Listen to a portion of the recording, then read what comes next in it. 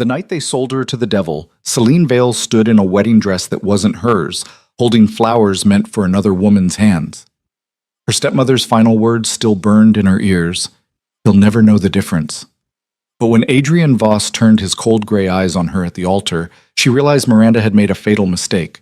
He knew exactly who she was, and he was smiling. If you want to see how a discarded daughter becomes a queen and destroys the family that tried to bury her, stay with me until the end. Hit that like button and drop a comment with your city so I can see how far this story reaches. Let's begin. The estate smelled like funeral flowers and unpaid bills. Celine stood at the kitchen sink, her hands raw from scrubbing the same cast iron pan for the third time that week. The water ran cold because Miranda had forgotten to pay the gas bill again, though there'd been plenty of money for Celeste's new handbag, the one currently sitting on the marble counter, still wrapped in tissue paper, price tag dangling like a middle finger. "Celine, where's my coffee?" Miranda's voice cut through the morning silence like nails on glass. Celine didn't flinch. She'd stopped flinching 2 years ago, right around the time she'd stopped expecting things to get better. "Coming?" she called back, her voice flat.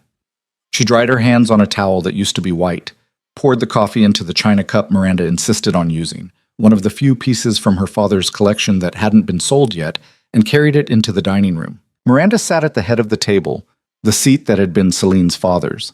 She'd moved into it the day after the funeral, and she'd never left. Her blonde hair was perfectly curled, her makeup flawless even at 7 in the morning. She looked like the kind of woman who'd never scrubbed a pan in her life. She probably hadn't. "It's cold," Miranda said without tasting it. "It's not." "Don't talk back to me." Miranda's eyes were ice blue and sharp. "Make another one." Celine set the cup down carefully. "I just made it 30 seconds ago. It's hot." "Are you arguing with me?" "I'm stating a fact." Miranda's hand cracked across Celine's cheek before she saw it coming. The sound echoed in the cavernous dining room, loud enough that Celeste looked up from her phone at the other end of the table. "Wow," Celeste said mildly. "Before breakfast. That's a record." Celine's face burned, but she didn't raise her hand to touch it. She wouldn't give Miranda the satisfaction. "Get out of my sight," Miranda said, "and take this with you." She shoved the coffee cup toward the edge of the table. It tipped, spilling dark liquid across the white tablecloth. Celine picked up the cup and walked back to the kitchen. Her reflection caught in the window over the sink, dark hair pulled back in a braid that was coming loose, gray eyes that used to be bright, a face that looked older than 24. She looked like someone who'd forgotten how to expect kindness. She dumped the coffee down the sink and started making another pot. Behind her, she heard Celeste's laugh, high and careless. "Mom, you're going to break her one of these days." "She's already broken," Miranda said. "That's why she's still here." Celine's hand stilled on the coffee filter. No, that wasn't why she was still here. She was still here because this house, this crumbling, debt-ridden estate, had been her father's. Because every room held memories of him teaching her to read in his study, dancing with her in the ballroom, telling her she was smart and capable and destined for something better than this. She was still here because leaving would mean admitting he was really gone, that everything he'd built had been torn apart by the woman he'd married in a moment of loneliness. She was still here because she was a damn fool. The doorbell rang. Celine heard Miranda's chair scrape back. "Get that, Celeste." "I'm eating." "You're scrolling through Instagram. Get the door." Celeste sighed dramatically, but got up. Celine heard her heels clicking across the marble floor, heard the front door open. Then she heard Celeste's voice change. The boredom dropped out of it, replaced by something sharp and nervous. Can I help you?" "We're here to see Miranda Bennett," a man's voice, deep and professional. "She's—" "Hold on." Footsteps. Celeste's heels moving faster. "Mom, there are men at the door." "What kind of men?" "The kind with briefcases." Silence. Then Miranda's voice, tight and controlled. "Show them to the sitting room." Celine dried her hands and moved to the kitchen doorway. She could see through to the front hall, where 2 men in dark suits stood waiting. One of them carried a leather portfolio. The other had the kind of face that suggested he'd seen worse things than unpaid debts. Miranda swept into the room, her smile bright and practiced. "Gentlemen, what can I do for you?" The man with the portfolio didn't smile back. "Mrs. Bennett, we're here representing the consolidated creditors of the Bennett estate. I believe you've been avoiding our calls." Miranda's smile didn't falter. "I've been terribly busy, you understand?" We need to discuss payment arrangements. The estate owes a sum of $2,400,000. The grace period ended 3 months ago. The number hit the room like a stone through glass. Celeste made a small sound. Miranda's smile finally cracked. There must be some mistake. No mistake. The man opened his portfolio and removed a stack of papers. Credit lines, personal loans, outstanding invoices, your late husband's debts, which you assumed upon his death, and your own purchases since then. He glanced at Celeste, at the handbag on the counter behind her. Quite a few of your own purchases? Miranda's face had gone pale beneath her makeup. I need time. You've had time, 2 years of it. The man set the papers on the side table. We're prepared to be reasonable, but we need collateral, assets, something of value. Miranda looked around the room as if seeing it for the first time. The paintings were gone, the sculptures, the antique furniture. She'd sold everything that wasn't nailed down, and some things that were. The house is mortgaged beyond its value. We'd barely cover half the debt if we liquidated it. The man folded his hands. We need something else. I don't have anything else. The second man spoke for the first time. His voice was quieter, but somehow worse. We're aware that Adrian Voss has expressed interest in a marriage arrangement. The room went still. Celine's hands tightened on the doorframe. Everyone in the city knew about Adrian Voss, the crime king who controlled half the underground and most of the legitimate businesses too. The man who'd built an empire from nothing and crushed anyone who stood in his way. The man who'd been in a car accident 5 years ago and hadn't walked since. The man everyone feared and no one touched. Miranda's voice came out strangled. That was a business discussion. Mr. Voss is prepared to absolve the entire debt in exchange for a bride. The quiet man's eyes were flat. One of the Bennett daughters. The wedding is scheduled for this weekend. No. The word ripped out of Celeste. Absolutely not. I'm not marrying that cripple. Celeste, Miranda's voice cracked like a whip. I won't do it. Celeste's face was red, her voice climbing toward hysteria. Everyone knows he's a monster. They say he killed his own brother. They say he can't even... She stopped, but the implication hung in the air. Miranda grabbed her daughter's arm. Lower your voice. I don't care. I'm not doing it. Celeste jerked away. Make Celine do it. She's your stepdaughter. She counts. 3 pairs of eyes turned toward the kitchen doorway. Celine stepped back, but it was too late. They'd seen her. The man with the portfolio tilted his head. You have another daughter? Stepdaughter, Miranda said quickly. From my husband's first marriage. We don't consider her part of the family business. Does she live here? She works here. Then she's a Bennett. The man made a note on his papers. Either daughter is acceptable. Mr. Voss left the choice to you. Celeste was already shaking her head. No, I have a life. I have plans. Marcus and I are going to... She stopped again, her hand flying to her mouth. Miranda's eyes narrowed. Marcus? Who the hell is Marcus? No one. Forget it. Celeste Ann Bennett. Who is Marcus? But Celeste was already backing toward the stairs, her face crumpling. I can't marry Adrian Voss. I can't. I'm sorry, Mom, but I can't. She turned and ran. Miranda started after her, then stopped. Turned back to the men. Give me a week. I'll talk to her. I'll make her understand. You have until Friday, the quiet man said.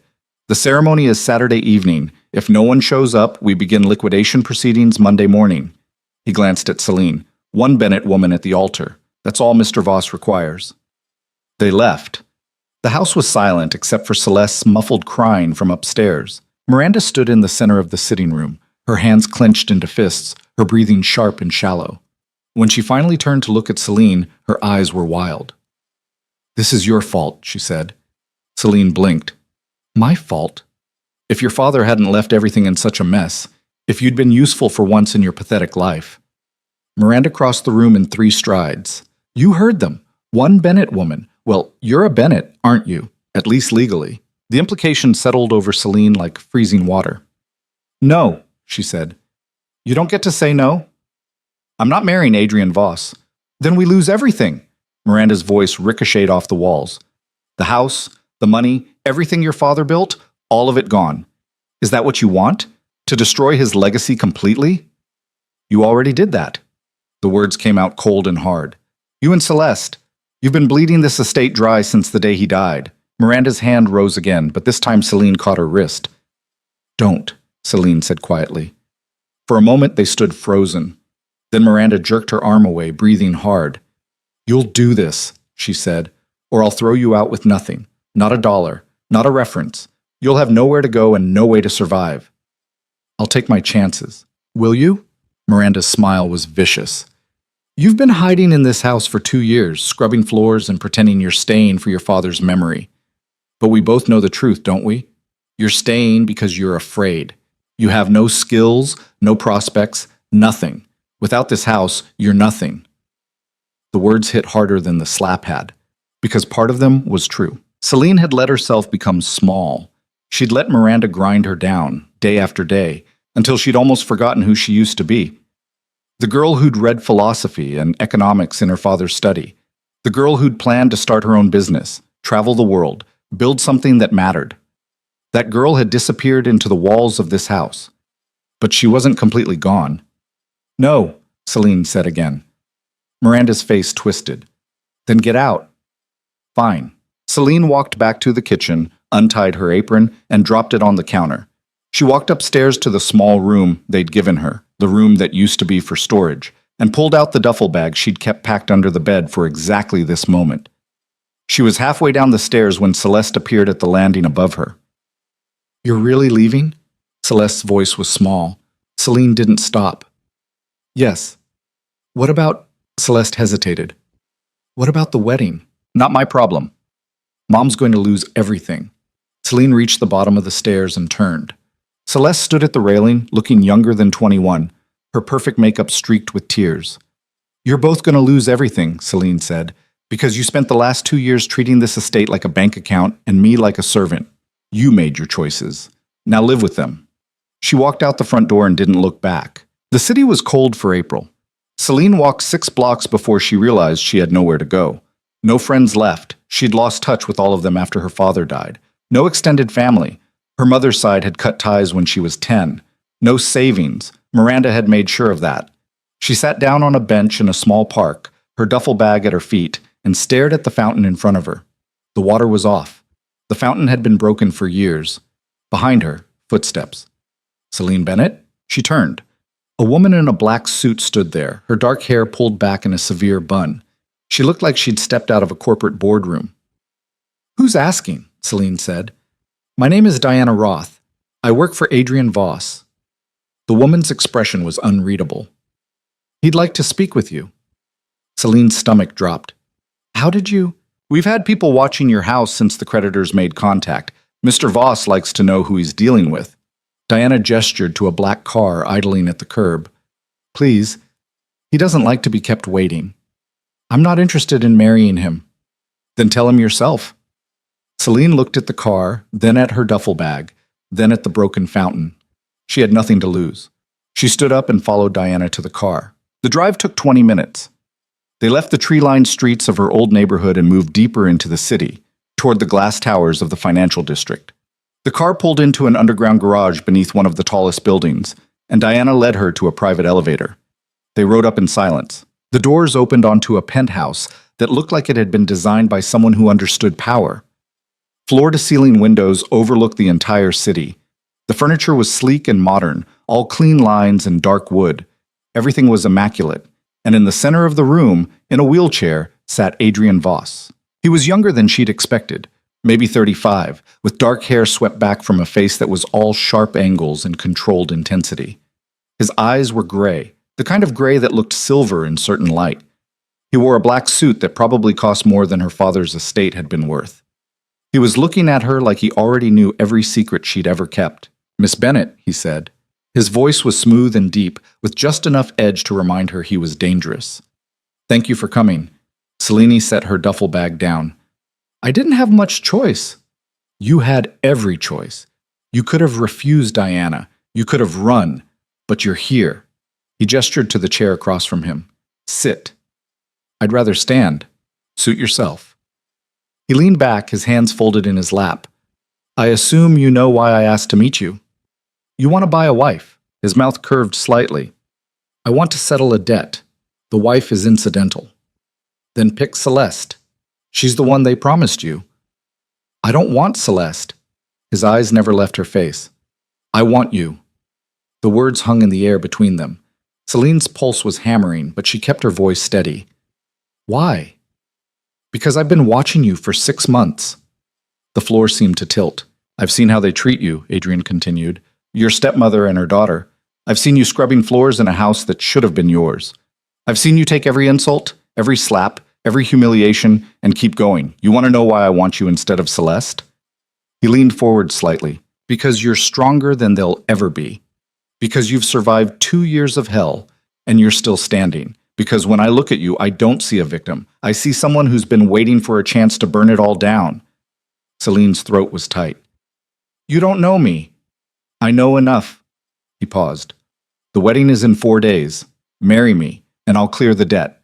Your stepmother keeps the house, Celeste keeps her lifestyle, and you... He smiled, and it wasn't kind. You get out.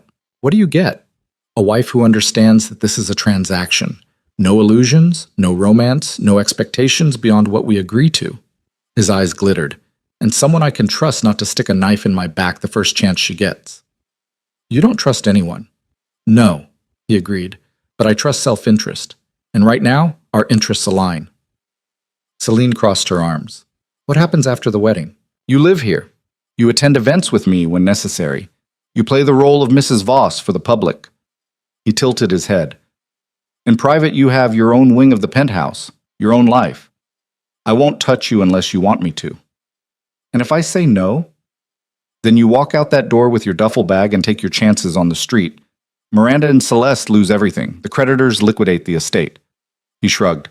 I find another way to make my point. What point? That I always get what I want. Celine stared at him. At this man everyone called broken, sitting in a wheelchair with the kind of quiet power that filled the entire room. At the city spread out behind him like a kingdom he owned. She thought about Miranda's face, about Celeste's tears, about 2 years of scrubbing floors and swallowing rage. She thought about the girl she used to be, and the woman she could become if she stopped being afraid. I want something in return, she said. Adrian's eyebrows rose. Besides freedom from your stepfamily, I want access to the estate's financial records. Everything Miranda's done since my father died. Every purchase, every loan, every dollar she's spent. Planning to sue her? Planning to understand exactly how deep the hole goes. He studied her for a long moment. Then he smiled. A real smile this time, sharp and approving. Done, he said. Anything else? Yes. Celine stepped closer. If I do this, if I marry you, I want the truth. Who you really are. What you really want. No more games. Adrian was quiet. Then he reached down and gripped the arms of his wheelchair. And he stood up. Celine's breath caught. He rose to his full height, easily 6 feet, and took a step toward her, then another. His movements were smooth, controlled, completely natural. He walked like someone who'd never spent a day in that chair, because he hadn't. I've been letting them think I'm weak, he said, stopping a few feet away. The accident was real. The recovery was not. I could walk 3 months after it happened. But everyone expects a cripple, so I give them one. It makes them careless. It makes them underestimate me.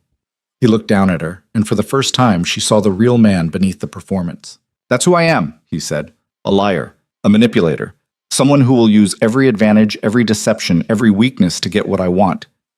And what I want, he paused. What I want is an empire that no one can touch, and a wife who understands that power isn't given. It's taken. Celine's heart was pounding so hard she could feel it in her throat. Why me? She asked again. Really? Because when I watched you in that house, I saw someone who'd been beaten down but never broken. Someone who kept her dignity even when they tried to strip it away. Someone who deserved better than scrubbing floors for people who didn't deserve to breathe the same air. His eyes were intense. And because when I imagine the woman standing beside me when I take this city apart and rebuild it, I don't see Celeste. I see you. The room was silent except for the hum of the city beyond the windows. Celine thought about Miranda's hand across her face, about Celeste's careless cruelty, about 2 years of being invisible in her own home. She thought about her father telling her she was destined for better, and she thought about the man standing in front of her, offering her a chance to become someone who couldn't be pushed around anymore. Okay, she said. Adrian's smile was slow and dangerous. Okay. I'll marry you. He extended his hand. She took it. His grip was firm, warm, exactly as strong as it needed to be. 4 days, he said. Saturday evening, I'll send Diana to collect you Friday night. Bring whatever you want from the house. It's the last time you'll have to set foot in there as anything less than my wife. He released her hand and stepped back, settling into the wheelchair with practiced ease. The performance was back in place. One more thing, Celine said. He looked up. Yes? When this is over, when we've settled the debt and played our parts, what happens to them? Miranda and Celeste. Adrian's smile turned cold. What do you want to happen to them? Celine thought about it. I want them to see what they threw away, she said quietly. I want them to realize they had a chance to treat me like family, and they chose cruelty instead. I want them to watch me become everything they said I'd never be. Consider it done. Diana appeared from a side door to escort Celine back downstairs. But at the elevator, Celine turned back. Adrian was still in the wheelchair, his hands folded, his eyes on the windows. Mr. Voss, she said. He looked at her. Thank you, she said, for seeing me when no one else did. Something shifted in his expression, something almost human. Call me Adrian, he said. And don't thank me yet. You haven't seen what comes next. The elevator doors closed. Celine rode down in silence, Diana beside her. When they reached the lobby, Diana handed her a black credit card.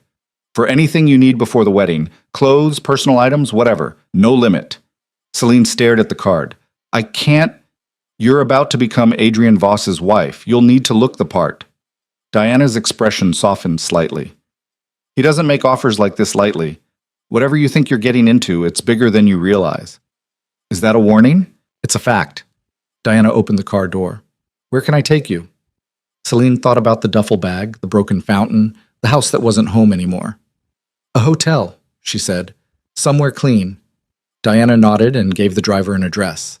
As the car pulled away from the tower, Celine looked back at the building rising into the sky. Somewhere up there, Adrian Voss was probably already planning his next move, already thinking 3 steps ahead. And in 4 days, she'd be standing beside him.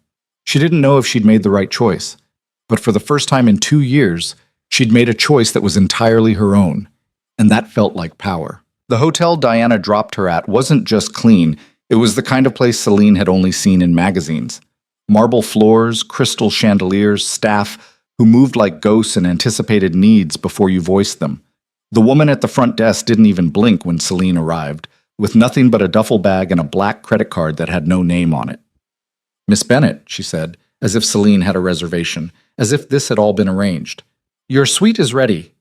Of course it was. The room, suite, really, occupied an entire corner of the 18th floor. Floor-to-ceiling windows overlooked the river on one side and the city on the other. The bed was larger than her entire storage room back at the estate. There was a bathroom with a tub deep enough to drown in and a shower that had more settings than her father's old car. Celine dropped her duffel bag on the pristine white comforter and sat down beside it. The silence was enormous. She'd spent 2 years surrounded by Miranda's sharp voice and Celeste's constant complaints, and the general noise of a house slowly eating itself from the inside. Now, in this perfect quiet, she could hear her own thoughts again. And they were loud. What the hell had she just agreed to? Marriage to a man she'd met once, a man who'd lied to the entire city about being disabled, a man whose reputation was built on fear and whose empire was built on things she probably didn't want to know about, a man who'd looked at her like he saw someone worth saving. Celine pressed her palms against her eyes. Her father had been a good man, honest, kind, principled to a fault. He'd built his fortune slowly, carefully, never cutting corners or stepping on people to get ahead. And where had it gotten him?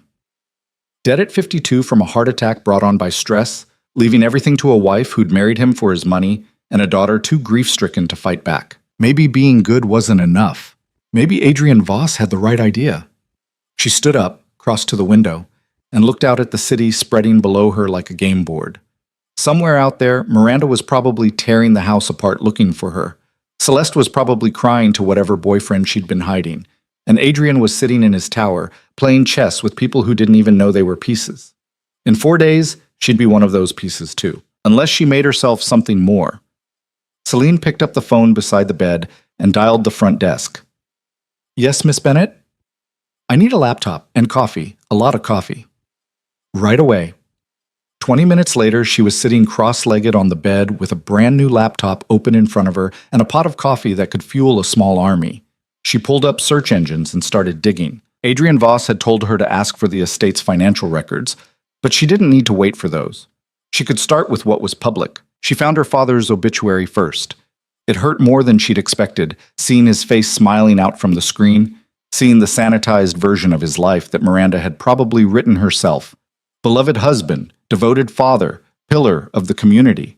Nothing about how he'd worked himself to death trying to keep the business afloat after Miranda's spending started. Nothing about how he died alone in his study while his wife was at a spa weekend. Celine closed that tab and kept digging. She found the marriage license. Miranda Vale, née Ashford, married to Richard Bennett 3 years before his death. Celine pulled up everything she could find on Miranda Ashford and hit a wall almost immediately. No employment history, no previous marriages, no family that she could trace. It was like Miranda had appeared fully formed at a charity gala where she'd met Celine's father, all blonde hair and perfect smile, and just enough vulnerability to make a lonely widower feel like a hero. Celeste's history was easier to track. Born 21 years ago, father listed as unknown. Raised by Miranda as a single mother until Richard Bennett had provided the stability they both needed, or the bank account they both wanted. Celine kept searching, following threads that went nowhere, until she found something that made her sit up straighter. A property deed, a house in Miranda's name, purchased 8 months before she'd met Richard Bennett. Purchased for cash, $300,000. Where the hell had a single mother with no job history gotten $300,000? Celine made a note and kept going. She pulled up the estate's business records next, the ones that were filed publicly. Her father's company, Bennett Industries, a mid-sized manufacturing firm that had been in the family for 2 generations, had been profitable until about 6 months before his death. Then the numbers started to shift. Accounts receivable went up, cash reserves went down. New loans appeared on the books, and all of it had happened after Miranda became a signatory on the business accounts. Celine's coffee had gone cold by the time she sat back, her eyes burning from the screen. Miranda hadn't just been bleeding the estate dry after Richard's death. She'd been doing it before. Slowly, carefully, positioning herself to take everything the moment he was gone. And Celine had been too buried in grief to see it. She closed the laptop and stared at the ceiling. 4 days until the wedding. 4 days to figure out if marrying Adrian Voss was a terrible mistake or the smartest thing she'd ever done. 4 days to decide who she was going to be when she walked down that aisle. Her phone buzzed, a text from a number she didn't recognize. Diana Roth. Adrian asked me to check in. Do you need anything? Celine stared at the message. Then she typed back, I need to see the estate's private financial records. Everything since my father married Miranda. The response came 30 seconds later. I'll have them sent to your room within the hour. Celine set the phone down and smiled. Maybe she was already learning to be a piece that moved herself. The records arrived in a banker's box carried by a man in a suit who didn't make eye contact. Celine signed for them and spent the next 6 hours going through every page. By midnight, she understood exactly how deep the betrayal went. Miranda hadn't just spent recklessly. She'd been systematic, strategic. She'd opened credit lines in the company's name and funneled the money into personal accounts. She'd approved contracts with vendors who didn't exist and pocketed the payments.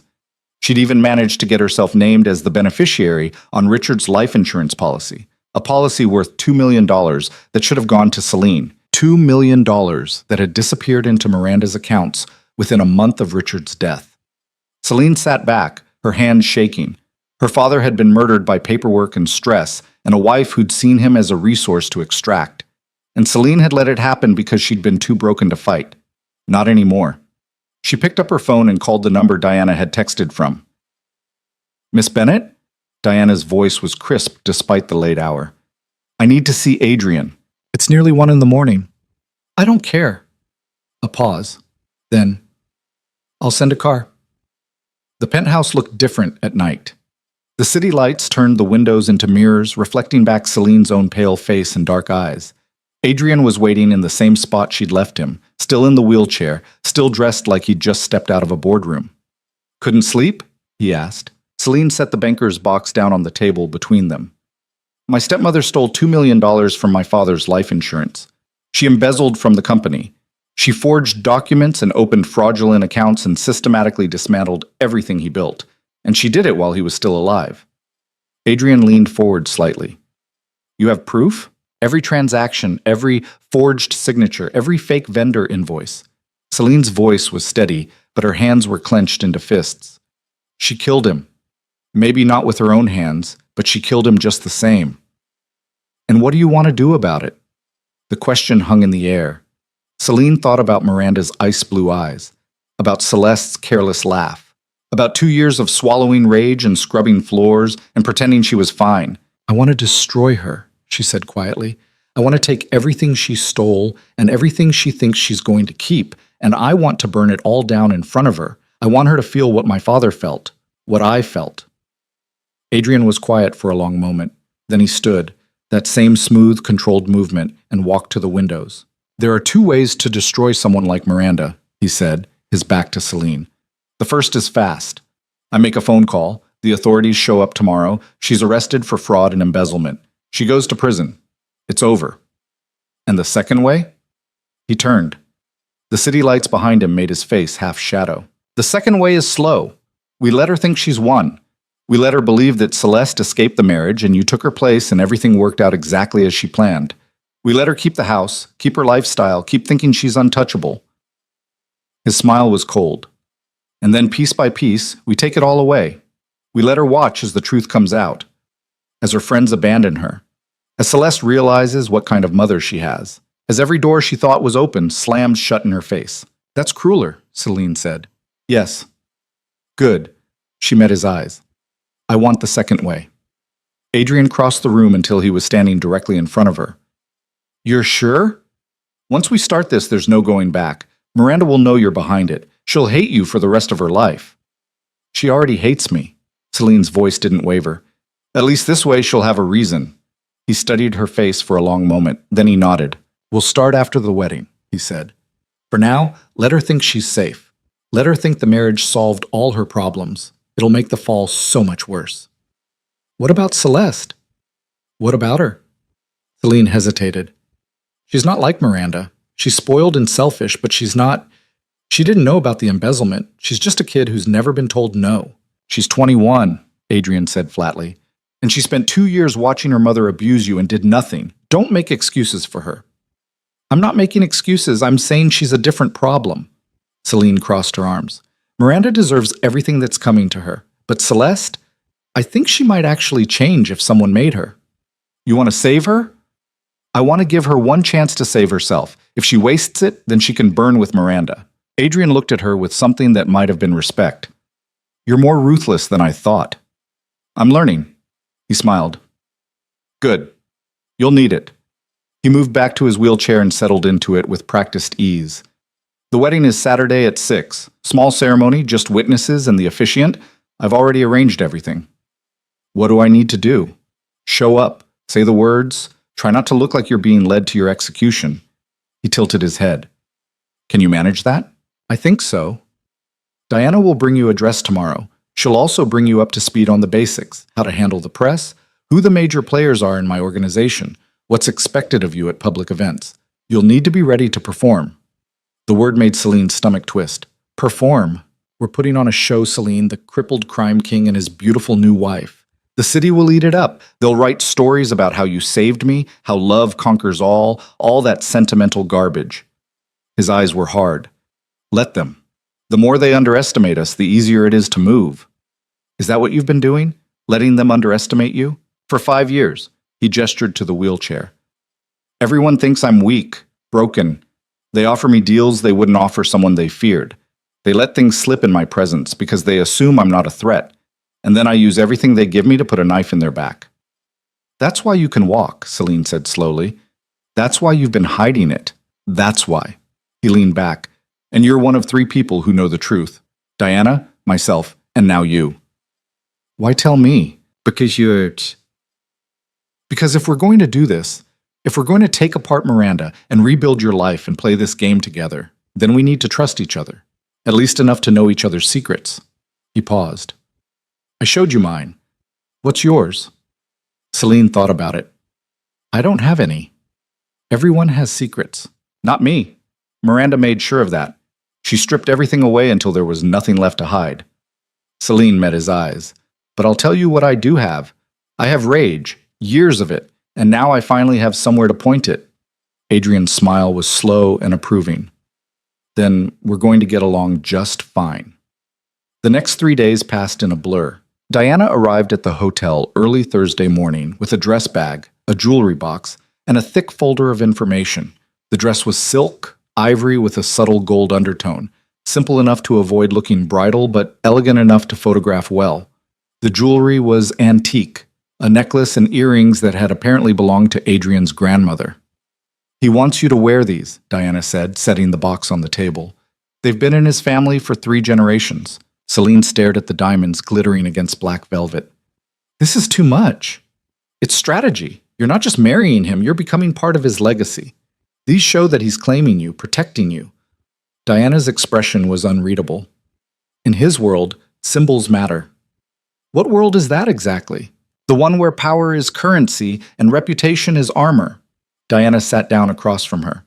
"Adrian controls a network that spans half the city. Some of it's legitimate, real estate, investments, tech companies. Some of it's not.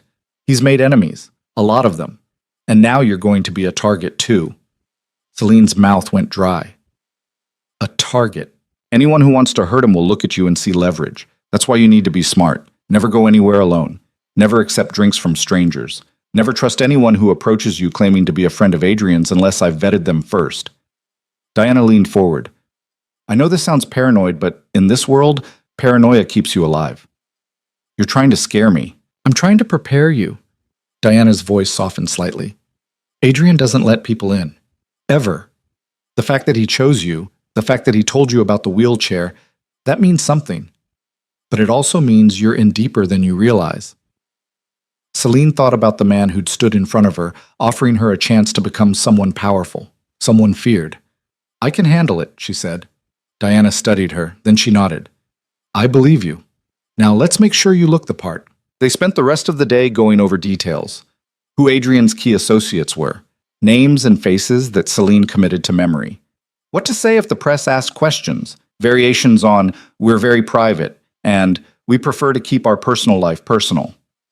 How to handle the reception that would follow the ceremony.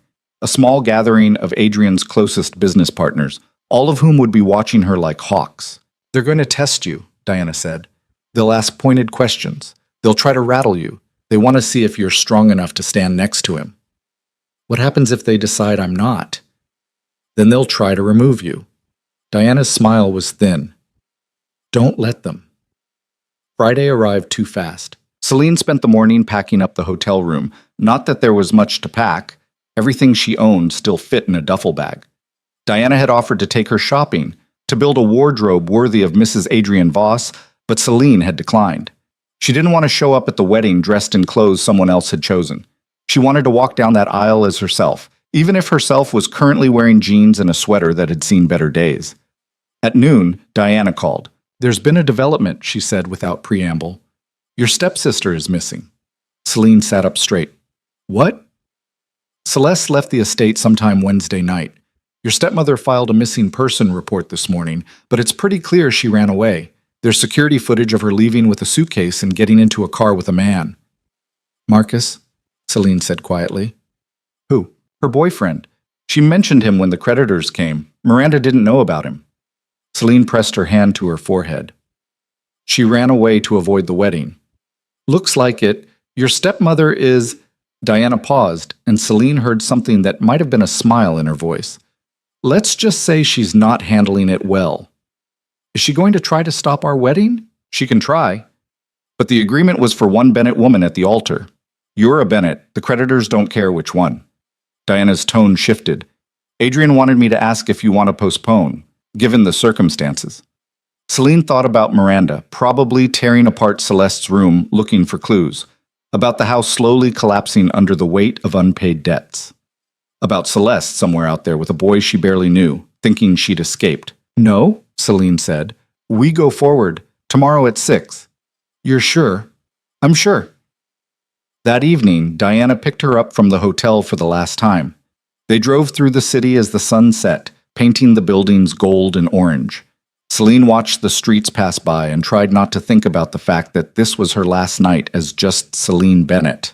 Tomorrow, she'd be someone else entirely. The penthouse had been transformed. What had been a stark, modern space now held subtle touches of warmth, flowers in crystal vases, candles that hadn't been lit yet, a table set for two near the windows. Adrian was waiting, standing this time leaning against the window frame with a glass of something amber in his hand. He'd traded the wheelchair for a cane, a concession to the performance he'd have to give tomorrow, Celine assumed. Diana said Celeste ran, he said by way of greeting. Apparently. How do you feel about it? Celine considered the question. Honestly, relieved.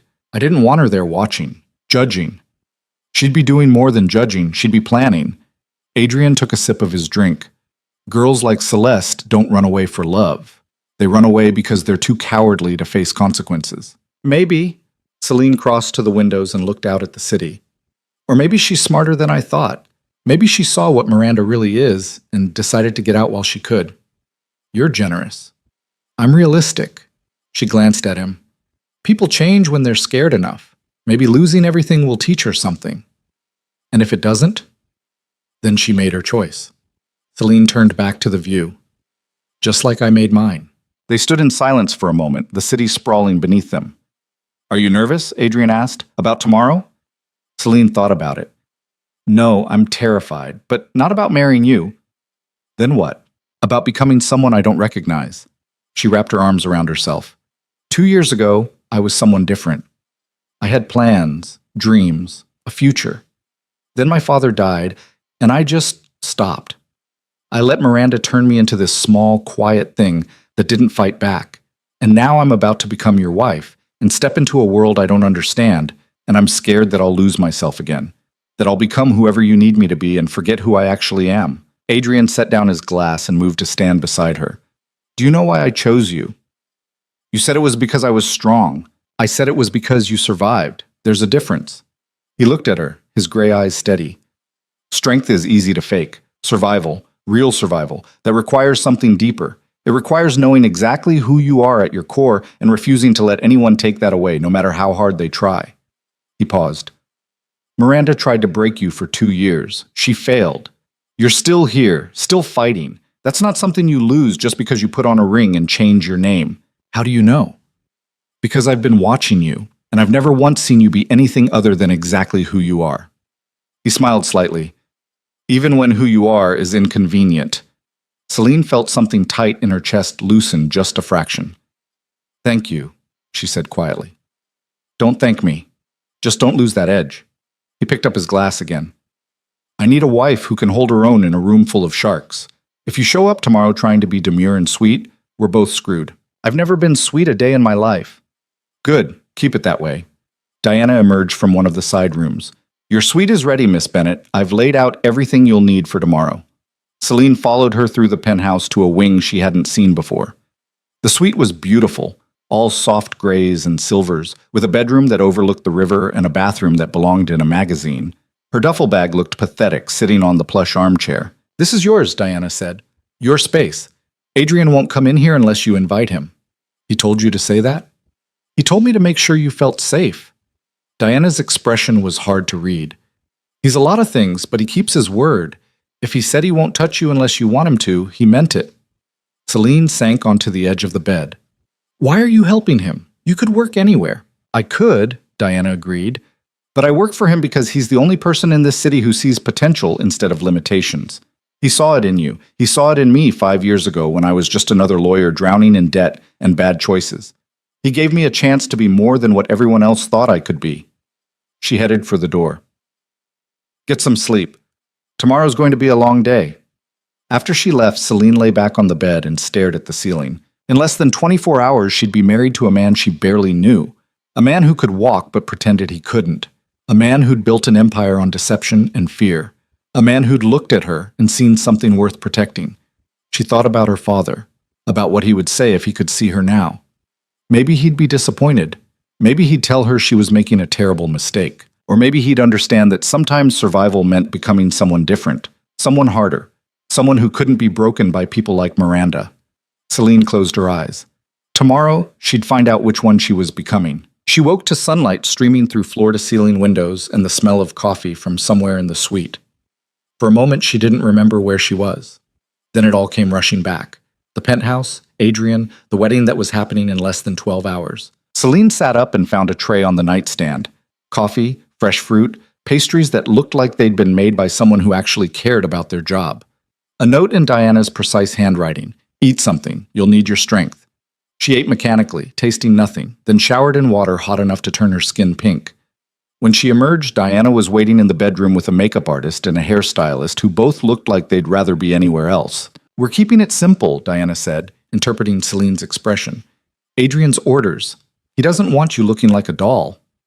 The makeup artist, a thin woman named Kara who had the kind of tired eyes that suggested she'd seen everything, tilted Celine's face toward the light. "Good bone structure," she muttered. "Won't need much." She was right. 20 minutes later, Celine looked like a sharper, more defined version of herself. The hairstylist left her dark hair down in loose waves, pinning back just enough to keep it out of her face. When they finished, Celine barely recognized the woman in the mirror. She looked older, harder, ready. "The dress," Diana said, and the other women cleared out. Celine stood in front of the full-length mirror while Diana carefully lifted the ivory silk from its garment bag. Up close, the dress was even more beautiful, deceptively simple, with clean lines that skimmed her body without clinging. The neckline was high enough to be elegant, low enough to suggest she wasn't a child.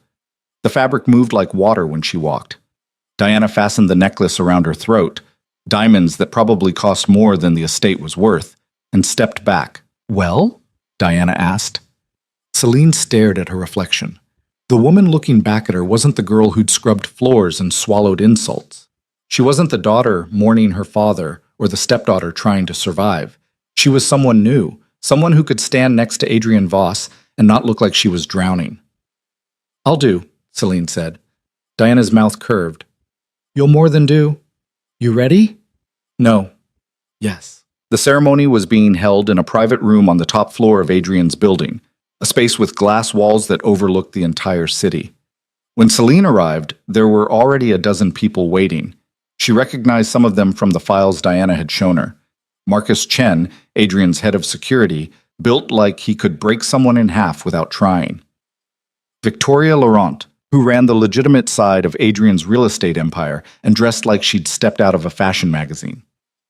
James Park, the attorney who handled the kind of legal problems that never saw the inside of a courtroom, and Adrian standing near the windows in a black suit that probably cost more than a car. He'd abandoned the wheelchair entirely. The cane was gone too. He stood on his own, tall and solid and completely in control of the room.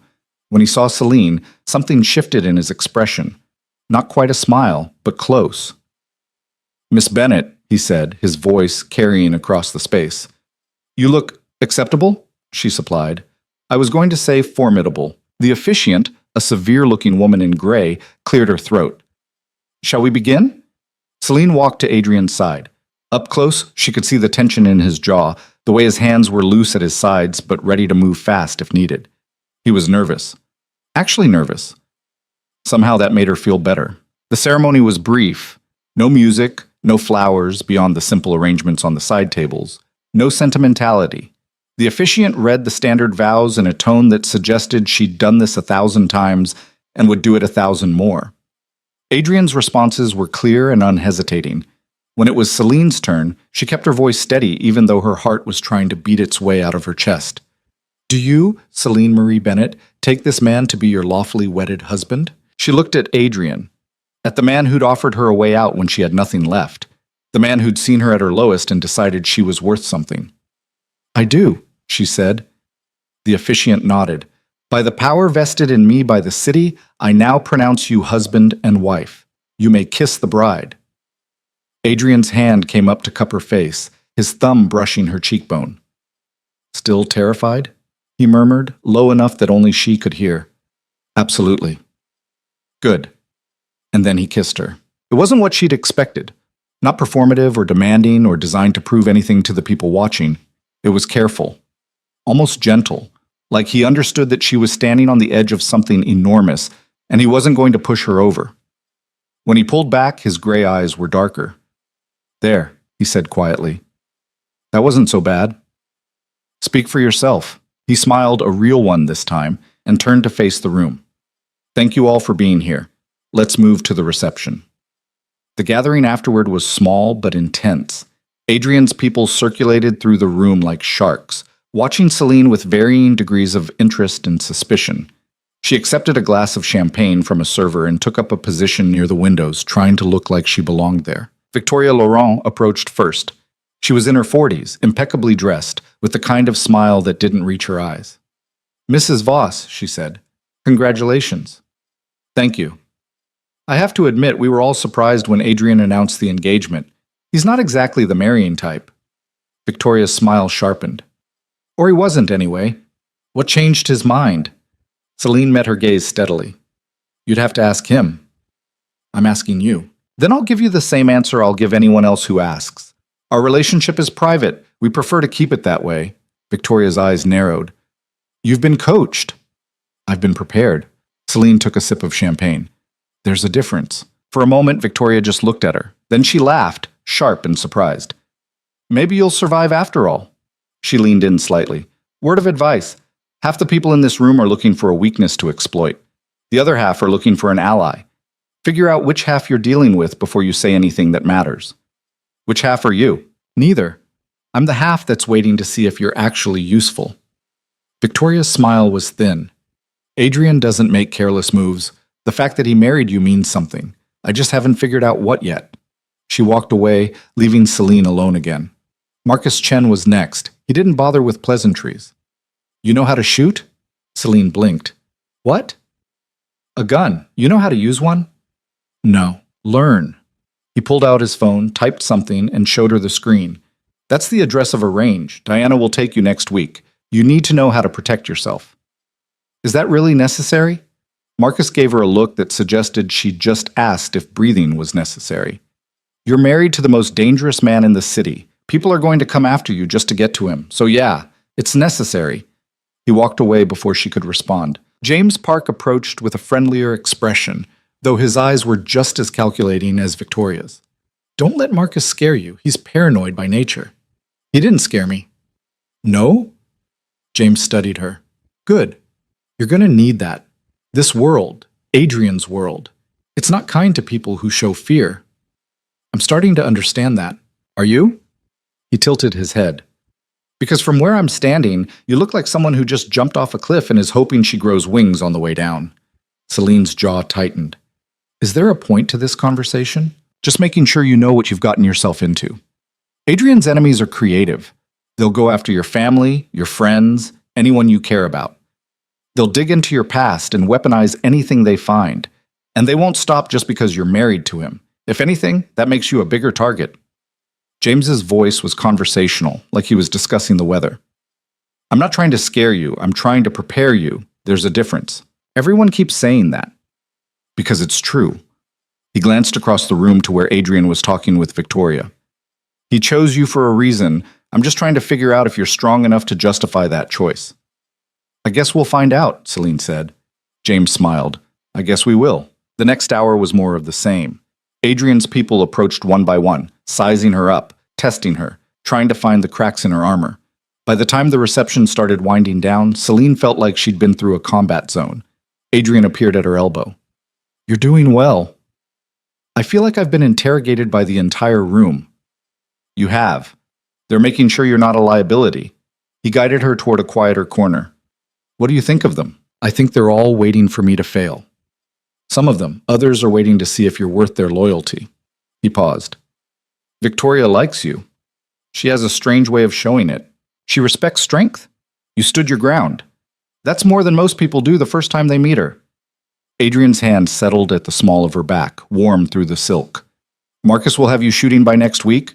James will start testing you on legal strategy, and Victoria will probably try to recruit you for one of her projects. Welcome to the family." "This is your family." "Close enough." He looked down at her, his expression unreadable. "You survived the first test. That's good. The next one will be harder." "What's the next one?" "Dinner with Miranda." Celine's stomach dropped. "What?" "She called while you were getting ready, demanded to speak with me. I told her we'd come by the estate tomorrow evening." Adrian's smile was cold. "She wants to congratulate us on the marriage, and probably try to squeeze more money out of the arrangement." "You said yes?" "I said we'd consider it, but we're going." He tilted his head. Unless you're not ready. Celine thought about Miranda's face, about walking back into that house as Adrian Voss's wife instead of the unpaid help. I'm ready, she said. Good, because this is where we start taking her apart. The guests began filtering out, offering final congratulations that felt more like warnings. When the room was finally empty except for Diana, Adrian turned to Celine. You should rest, he said. It's been a long day. What about you? I have work to do. I'll be in my office if you need anything. He started to walk away, then stopped. Celine? Yes? You did well today, better than I expected. Was that a compliment? It was a fact. He smiled slightly. But yes, take it as a compliment if you want. After he left, Diana walked Celine back to her suite. How are you holding up? Diana asked. I'm not sure yet.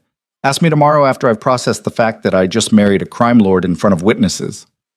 Diana's mouth twitched. For what it's worth, you handled yourself well. I've seen grown men crack under less pressure than Victoria Laurent's stare. She's terrifying. She's effective. There's a difference. Diana opened the door to Celine's suite. Get some sleep. Tomorrow's going to be interesting. Alone in the suite, Celine kicked off the heels that had been slowly killing her feet and collapsed onto the bed. The dress pooled around her like liquid silver. She stared at the ceiling and tried to make sense of the last 12 hours. She was married to Adrian Voss, the man everyone feared, and somehow, impossibly, she didn't regret it. Her phone buzzed, a text from a number she didn't recognize. I heard you got married. Congratulations, I guess. See Celeste. Celine stared at the message for a long moment, then typed back. Where are you? The response came quickly. Somewhere Mom can't find me. Is she furious? Probably. She called Adrian to set up dinner tomorrow. 3 dots appeared, then disappeared, then appeared again. Finally, be careful. She's planning something. She always is. Celine frowned. What do you mean? Just trust me. Don't drink anything she offers you. Don't eat anything she makes. Don't trust anything she says. A pause, then another message. I know I was awful to you. I'm sorry. I didn't know how bad it was until I left. Celine's throat tightened. She typed, Are you safe? Yeah. Marcus is nice, really nice. And he's nothing like the guys Mom tried to set me up with. Another pause. I should have stood up for you. I'm sorry I didn't. Celine sat up, her heart pounding. This was the first real conversation she'd had with Celeste in 2 years. The first time her stepsister had sounded like an actual person instead of Miranda's shadow. It's not too late to be different, Celine typed. You can still choose who you want to be. The response took longer this time. Maybe. I don't know who that is yet. Figure it out. And stay away from Miranda. She'll drag you down with her when this is over. What do you mean when this is over? Celine hesitated, then decided on honesty. Your mother embezzled from my father, forged documents, stole his life insurance. I have proof, and eventually that proof is going to destroy her. No response for a full minute. Then, holy shit. Yeah.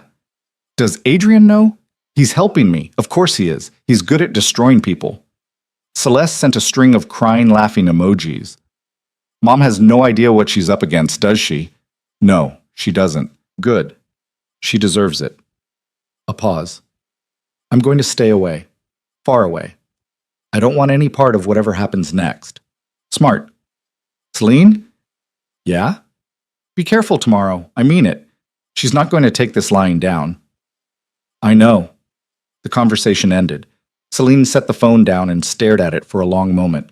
Celeste wasn't beyond saving. Not yet. She was scared and confused and finally starting to see Miranda for what she really was. That was something. Maybe not much, but something. Celine changed out of the dress and into the hotel robe she'd brought with her, then walked to the windows. The city spread out below her, all lights and movement and life.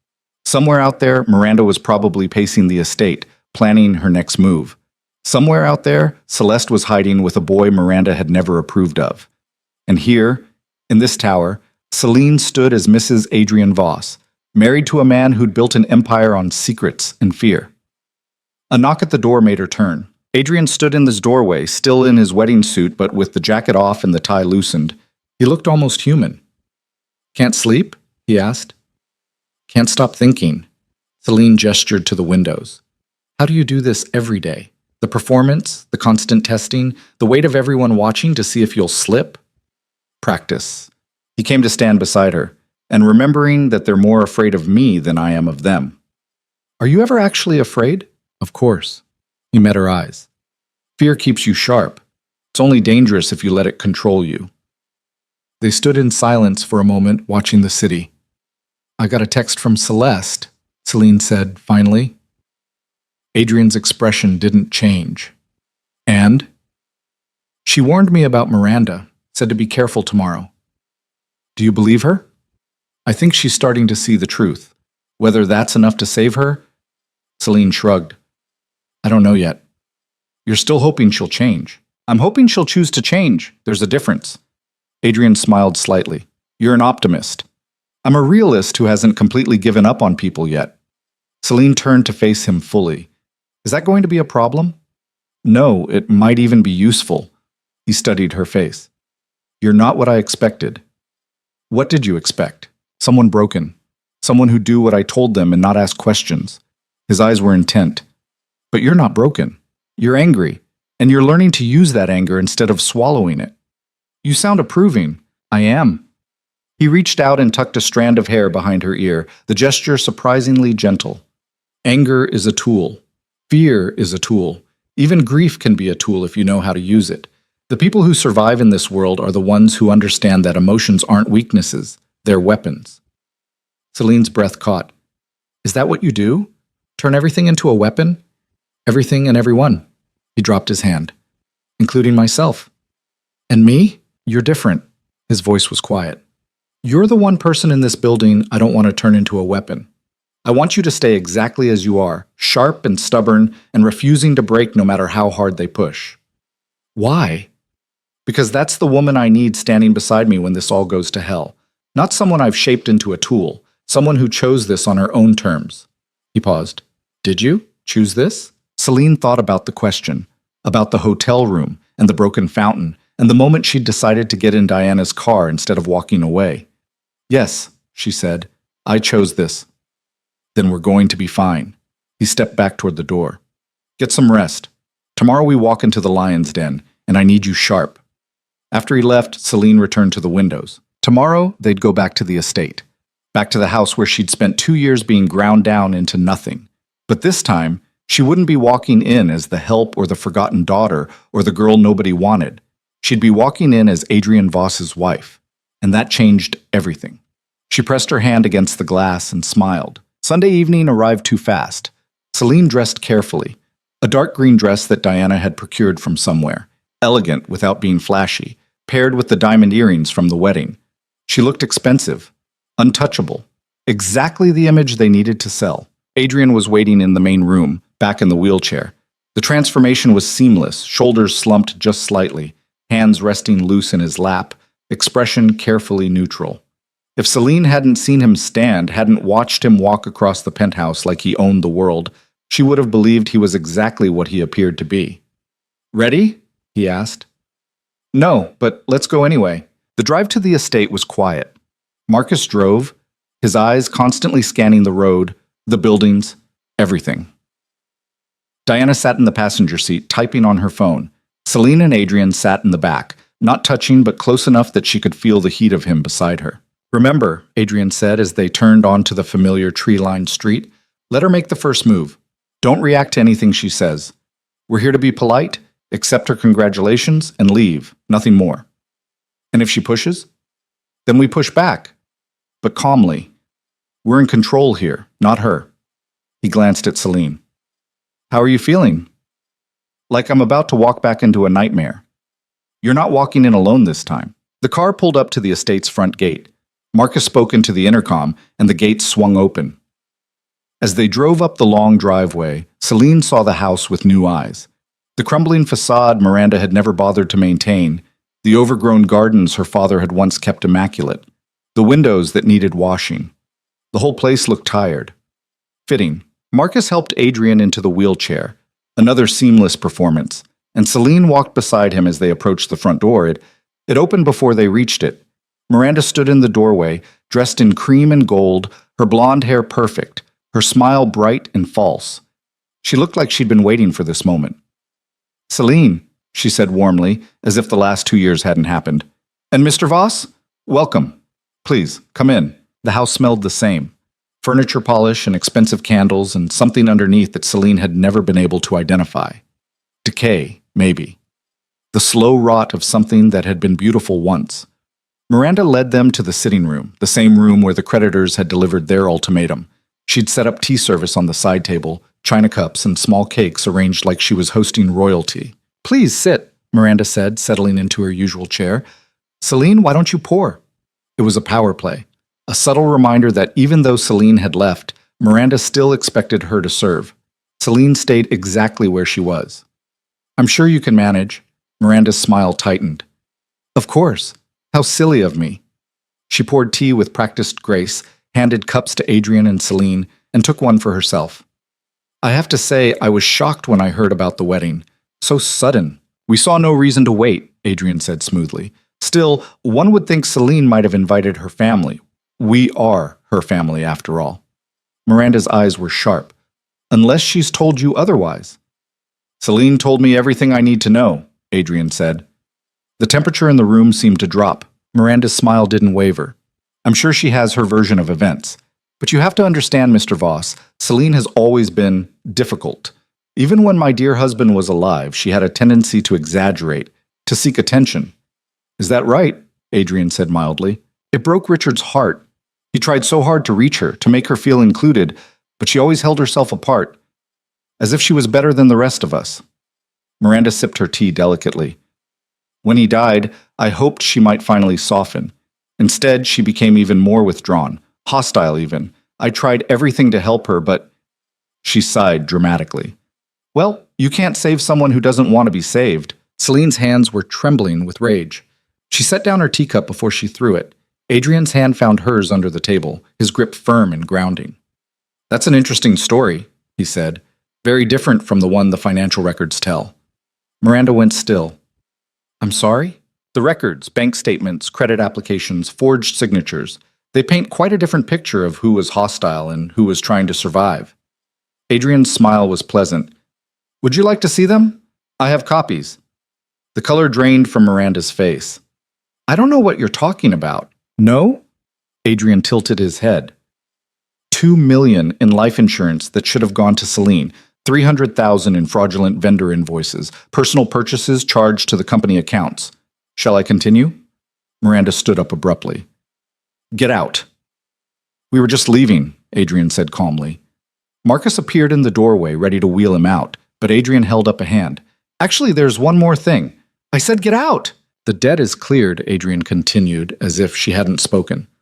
"All of it. You get to keep the house, keep your lifestyle, keep pretending you're someone who matters. But understand this." His voice went cold. "You exist because I allow it. The moment I decide you're more trouble than you're worth, this all goes away. The house, the money, the illusion of respectability, all of it." Miranda was shaking. "You can't threaten me. That wasn't a threat. It was a fact." Adrian gestured to Marcus. "We're done here." As they left, Miranda's voice followed them, high and sharp. "This isn't over, Celine. You think you've won, but you're just a pawn. He'll get tired of you, and then where will you be?" Celine didn't look back. In the car, she finally let herself breathe. "Well," Diana said from the front seat, "that went about as expected." "She's panicking," Adrian said. "Good." Celine looked at him. "You wanted her to panic." "I wanted her to understand that the rules have changed, that she's not untouchable anymore." He met her eyes. "How do you feel?" Celine thought about Miranda's face when Adrian mentioned the records, about the way her stepmother's perfect facade had cracked just enough to show the desperation underneath. "I feel," she said slowly, "like this is just the beginning." Adrian smiled. "Now you're learning." The weeks that followed fell into a rhythm Celine hadn't expected. Days blurred together in a strange mix of normalcy and calculated violence. She woke in her suite overlooking the river, ate breakfast while reading reports Diana left for her about Adrian's business holdings, spent afternoons learning things she'd never imagined needing to know. How to read a room full of dangerous people. How to hold a gun without flinching.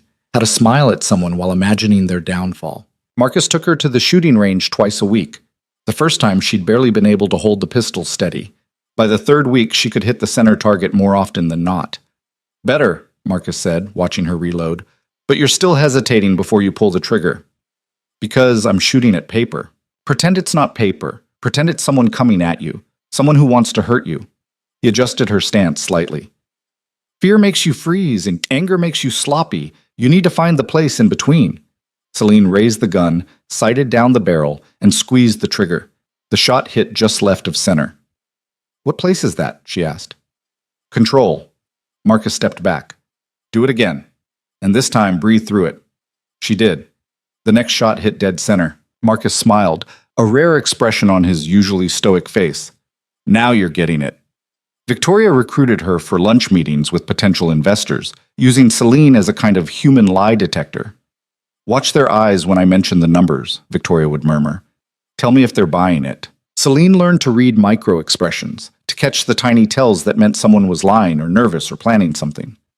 She learned that Victoria's cold exterior hid a razor-sharp mind and a surprising sense of humor. Once, after a particularly tense negotiation, Victoria had leaned back in her chair and said, "That man is an idiot, and his wife is sleeping with his accountant. Mark my words." 3 weeks later, the man's divorce hit the news. Victoria had just smiled. James started leaving case files on her desk, hypothetical scenarios that she suspected weren't hypothetical at all. If someone embezzled $2 million over 2 years, how would you prove it in court? Or, what's the best way to structure a trust so the beneficiary can't access the principal until certain conditions are met? Celine worked through the problems, applying everything she'd learned from her father about business and everything she was learning from James about the law. When she got stuck, she asked questions. James answered them with the patience of someone teaching a particularly bright student. "You're good at this," he said one afternoon, reviewing her analysis of a complex fraud case. "Have you ever considered law school?" "I considered a lot of things before my father died." "Consider them again. You've got the mind for it." He tapped the papers. "And the temperament. You don't get emotional about the details. You just work the problem." "Is that a compliment?" "For me?" "Yes. But the person she spent the most time with was Adrian. They had dinner together most evenings in the penthouse, talking about everything and nothing. He told her about the business, the legitimate holdings and the less legitimate ones, the alliances that kept his empire running and the enemies who would tear it down if they could. She told him about her father, about the man Richard Bennett had been before Miranda had gotten her claws into him. "He sounds like he was decent," Adrian said one night, pouring wine into her glass.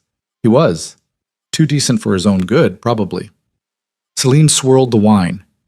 He believed people were fundamentally good, that if you treated them with respect and fairness, they'd do the same.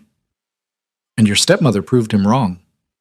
She proved that some people see kindness as weakness, and they'll exploit it until there's nothing left.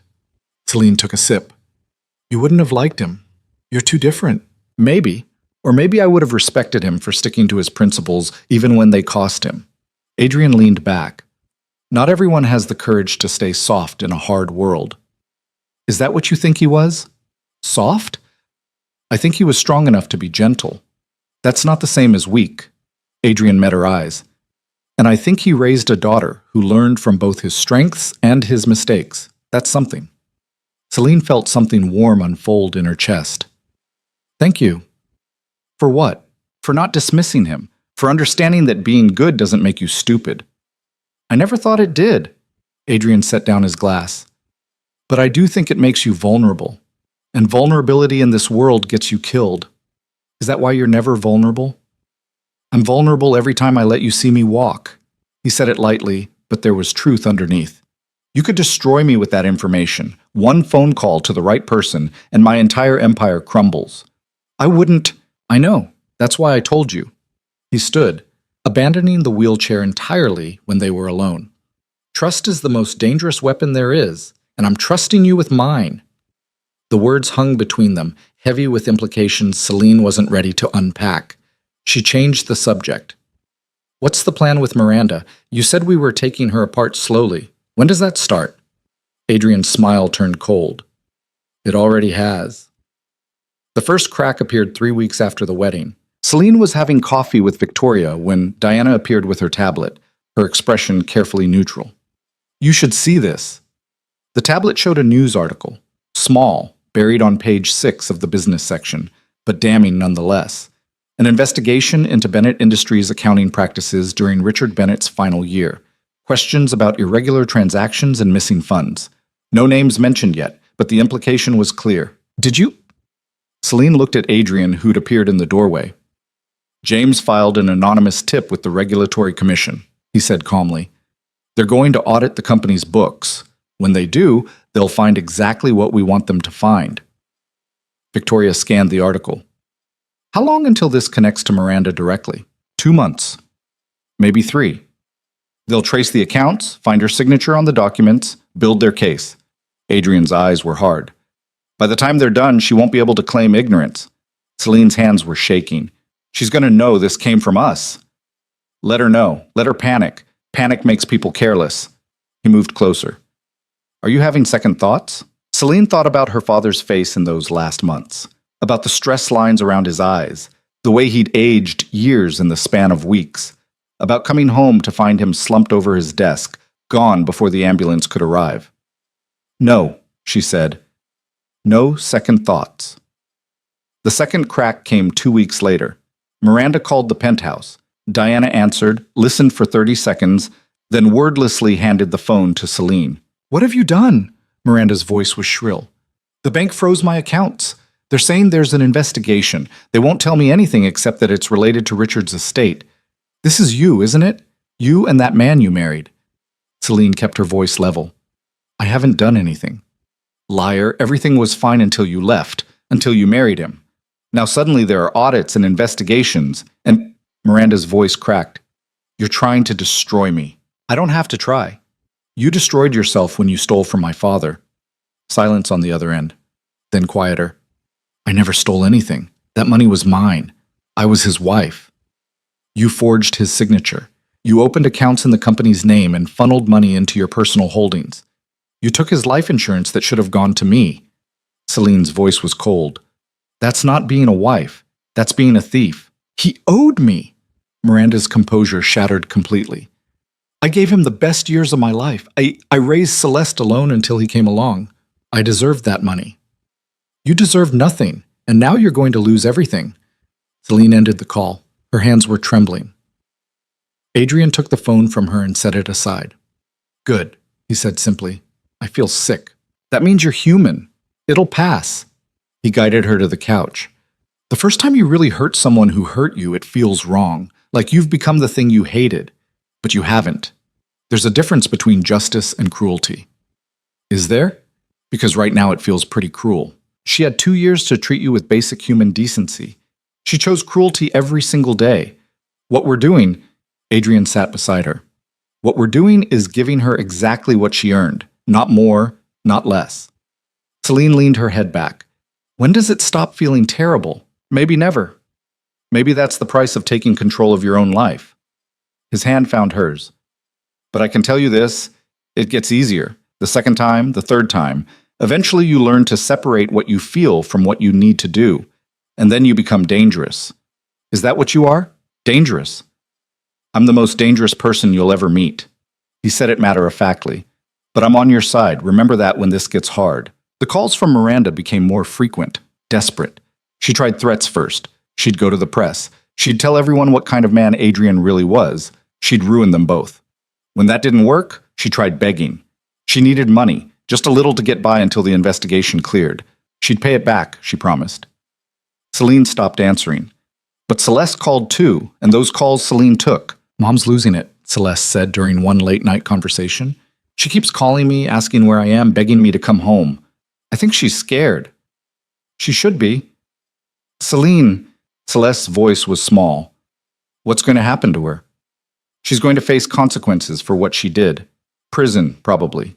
Asset forfeiture. Public humiliation. All of it. And there's nothing I can do? You could testify against her. Tell them what you know about her spending, her behavior, anything that might be useful to the investigation. Celine paused. But that would mean choosing a side, and I don't think you're ready for that.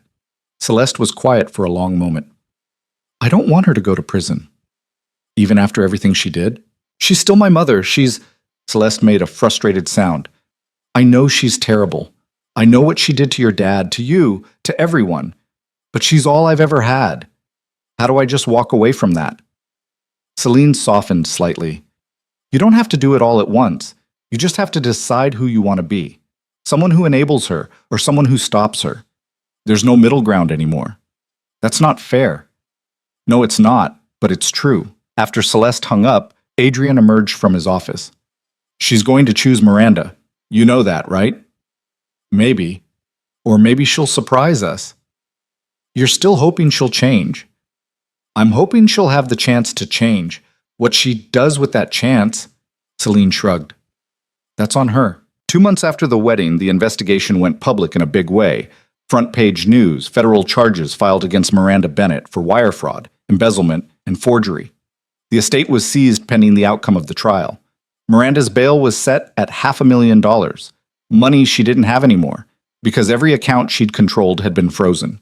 She called from the county jail, and this time Celine answered. Please. Miranda's voice was broken, all the polish stripped away.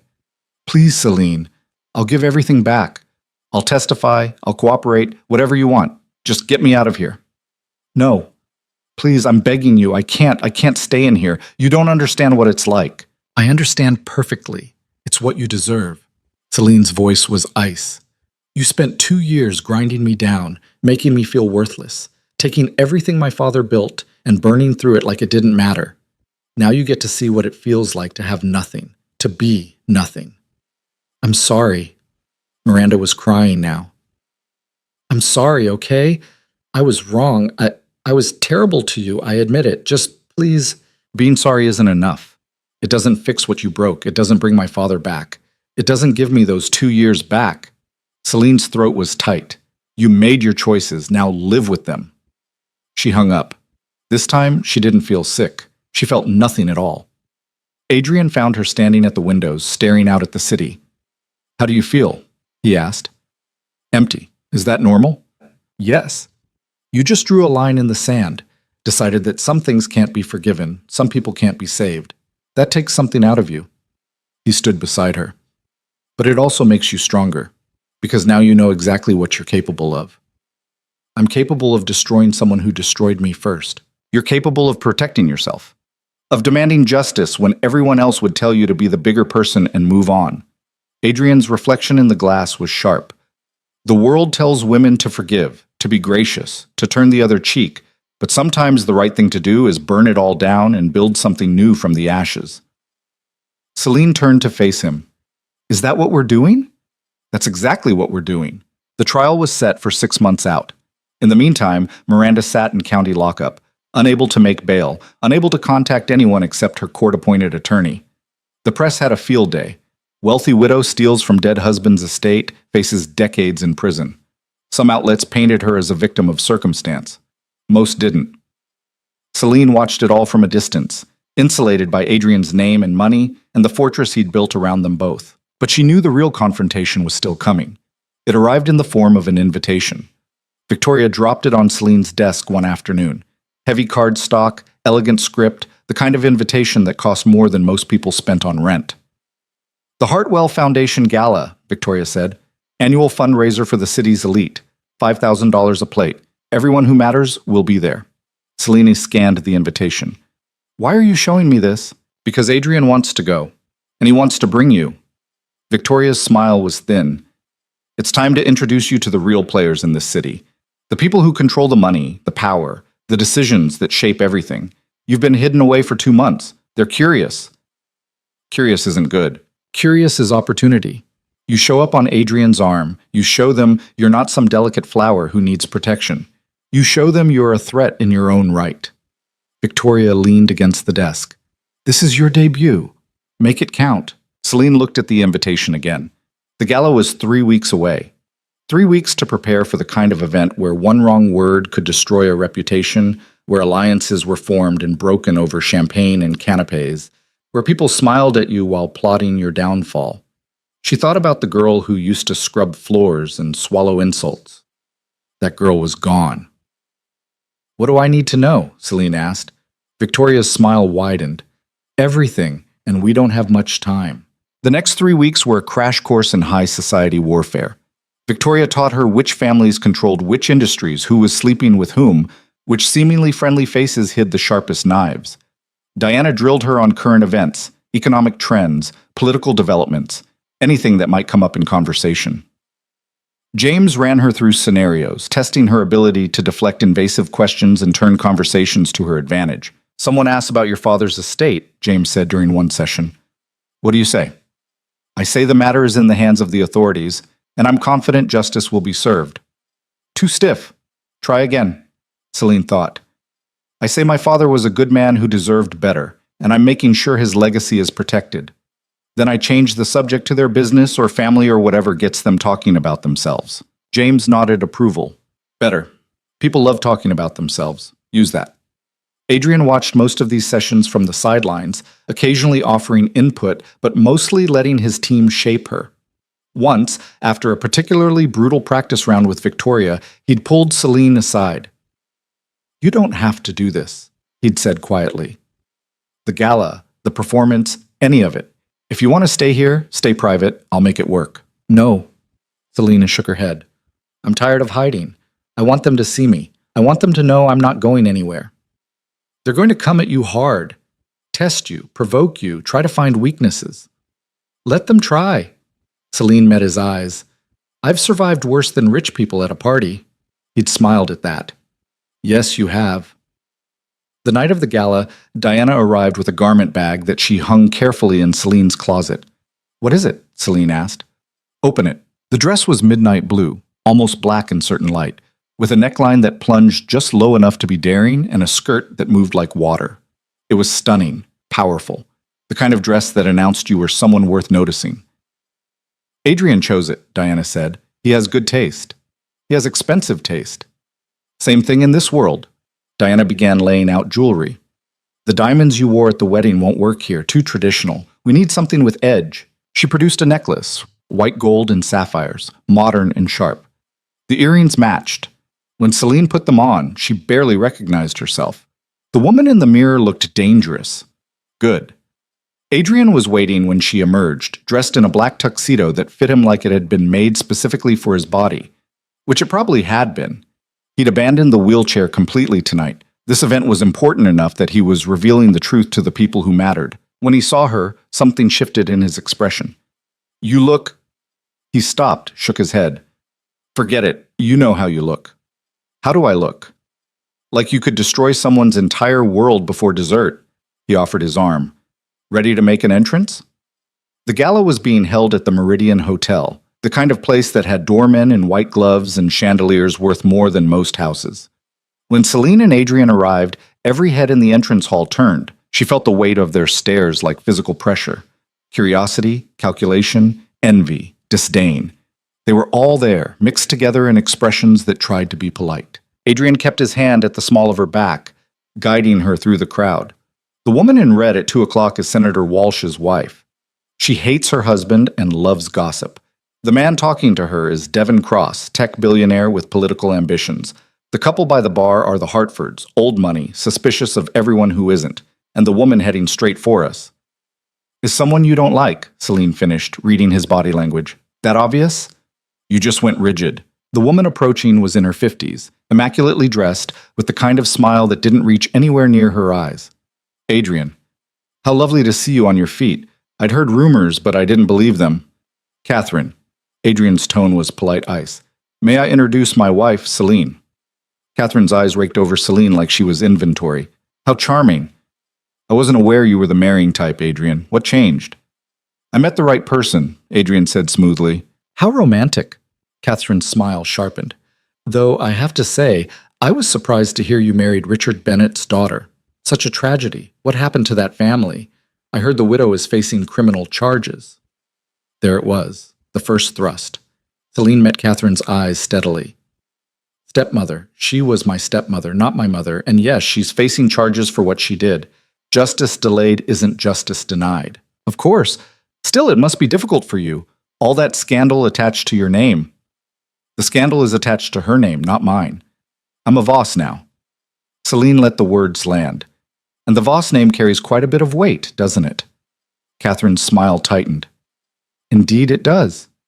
Well, enjoy the evening. She swept away. Adrian's hand squeezed Celine's gently. First blood to you. Was that a test? Everything tonight is a test. He guided her toward the ballroom, and you just passed round one. The evening unfolded in a series of carefully orchestrated encounters. Victoria appeared with a tech investor who wanted to discuss Adrian's real estate portfolio. James materialized with a judge who had questions about a case involving one of Adrian's companies. Each time, Celine stood beside Adrian, contributing just enough to show she understood what was being discussed, deflecting personal questions with practiced ease. "You're doing well," Victoria murmured during a brief pause. "Better than I expected. I'm terrified." "Good. Fear keeps you sharp. Just don't let them see it." Victoria nodded toward a cluster of women near the windows. "Senator Walsh's wife is watching you. She's going to approach soon. Be ready." Sure enough, 5 minutes later, the senator's wife, Patricia, cornered Celine near the champagne fountain. "Mrs. Voss, I've been dying to meet you." Patricia had the kind of voice that suggested she was sharing a secret. "Tell me, how did you and Adrian meet?" "The story I heard was so romantic, but I'm sure it's been exaggerated." "We met through family business," Celine said carefully. "It wasn't particularly romantic." "Oh, how disappointing. I was hoping for something more dramatic." Patricia leaned in. "Is it true your stepmother tried to force you into the marriage?" Celine's spine stiffened. "Where did you hear that?" "Oh, you know how people talk. They say she owed Adrian money and offered you up as payment, like something out of a Victorian novel." Patricia's eyes gleamed. "Of course, I told everyone that was ridiculous. You clearly married for love." The lie was so transparent, it was almost funny. Patricia wasn't defending Celine. She was fishing for confirmation, trying to get Celine to either confirm or deny the rumors so she could spread the truth to her friends. "People say a lot of things," Celine said evenly. "Very little of it is true, but I suppose that won't stop them from talking." "Exactly. That's what I always say." Patricia touched Celine's arm conspiratorially. "Between you and me, I think it's wonderful that you found happiness despite everything. And Adrian is so protective of you, isn't he? I saw how he looked at that awful Catherine when she mentioned your stepmother." "Adrian is protective of what's his." Celine kept her smile pleasant. "I'm fortunate to have him. And he's fortunate to have you, such a strong woman, surviving everything you've been through." Patricia's voice dripped with false sympathy. "It must have been terrible, losing your father and then being treated so poorly by that woman. I can't imagine." "No," Celine thought, "you can't." "It was difficult," she said aloud. "But I'm past that now." "Of course you are. And now you have everything. Wealth, status, a powerful husband." Patricia's smile was sharp. "Some women would kill for what you have." "Some women probably will try," Celine said lightly. "Good thing I know how to protect myself." Patricia laughed, but her eyes were calculating. "I like you. You're tougher than you look." "Thank you. I'll take that as a compliment." After Patricia drifted away, Diana appeared at Celine's elbow. "Well handled. She's going to tell everyone you're a threat, which is exactly what we want." "Is it? In this world? Absolutely. Weakness gets you eaten alive. Strength gets you respect, or at least caution, which is almost as good." Diana handed her a fresh glass of champagne. "You're doing better than most people on their first outing. Keep it up." The dinner was a multi-course affair that seemed designed to last forever. Celine found herself seated between Adrian and a hedge fund manager who spent 20 minutes explaining why cryptocurrency was the future before his wife kicked him under the table. Across from her, a real estate developer's wife asked pointed questions about Celine's education, her family background, her plans for the future. "I'm still figuring that out," Celine said honestly. "Right now I'm focused on learning everything I can about Adrian's businesses and finding ways to contribute." "How modern," the woman said with a smile that suggested it wasn't a compliment. "Most wives in your position would be focused on charity work and social climbing." "I'm not most wives." "No, you're certainly not." The woman sipped her wine. "I suppose when you marry someone like Adrian Voss, traditional expectations go out the window." "I suppose they do." By the time dessert arrived, Celine felt like she'd been through a war. Every conversation was a minefield, every smile a potential trap. She understood now why Adrian had spent weeks preparing her. One wrong word, one moment of weakness, and these people would tear her apart. But she hadn't given them that moment. As the evening wound down and people began filtering toward the exits, Adrian leaned close. "There's someone I want you to meet," he said quietly. "The woman in silver by the east doors. Margaret Chen." Celine followed his gaze. The woman was older, maybe 70, with gray hair pulled back in an elegant knot and eyes that missed nothing. "Who is she?" The most powerful person in this room. She controls more wealth than everyone here combined, and she doesn't advertise it. If she approves of you, doors open. If she doesn't, Adrian's expression was serious. She's the real test. Everything else tonight was just warm-up. Celine's stomach dropped. Why didn't you tell me this earlier? Because I wanted you to be yourself, not someone trying to impress her. She can smell desperation from across the room. He offered his arm. Ready? No. Yes. They crossed the ballroom together. Margaret Chen watched them approach with an expression that gave nothing away. Mrs. Chen, Adrian said warmly, may I introduce my wife, Celine? Margaret extended her hand. Celine shook it, surprised by the strength in the older woman's grip. Mrs. Voss, Margaret said. Her voice was cultured, precise. I've heard quite a bit about you. I can only imagine what you've heard. Most of it unflattering, I'm sure. People in this city love a good scandal. Margaret's eyes were sharp. I knew your father, you know. Not well, but we served on a board together years ago. He was an honest man in a world that doesn't value honesty. Celine's throat tightened. He was. I was sorry to hear about his passing, and sorrier still to hear about what happened after. Margaret paused. Your stepmother was at this very gala 2 years ago, spending money that didn't belong to her and acting like she'd earned it. I remember thinking someone should stop her. I'm glad someone finally did. You know about the charges. My dear, I know about everything. It's how I've stayed alive this long. Margaret smiled slightly. The question is, what do you plan to do now? You've married well, extracted justice from the woman who wronged you. Where do you go from here? It was the question Celine had been avoiding. What did she want now that she'd gotten her revenge? I want to build something that matters, she said slowly. My father spent his life creating jobs, helping people, making something useful. I want to do the same, but I want to do it in a way that no one can take it from me. Margaret studied her for a long moment. Then she nodded. Good answer. Most people in your position would say they want to enjoy their newfound wealth, or focus on being a good wife, or some other vapid nonsense. She glanced at Adrian. You chose well. She has potential. I know, Adrian said. Don't waste it. Margaret turned back to Celine.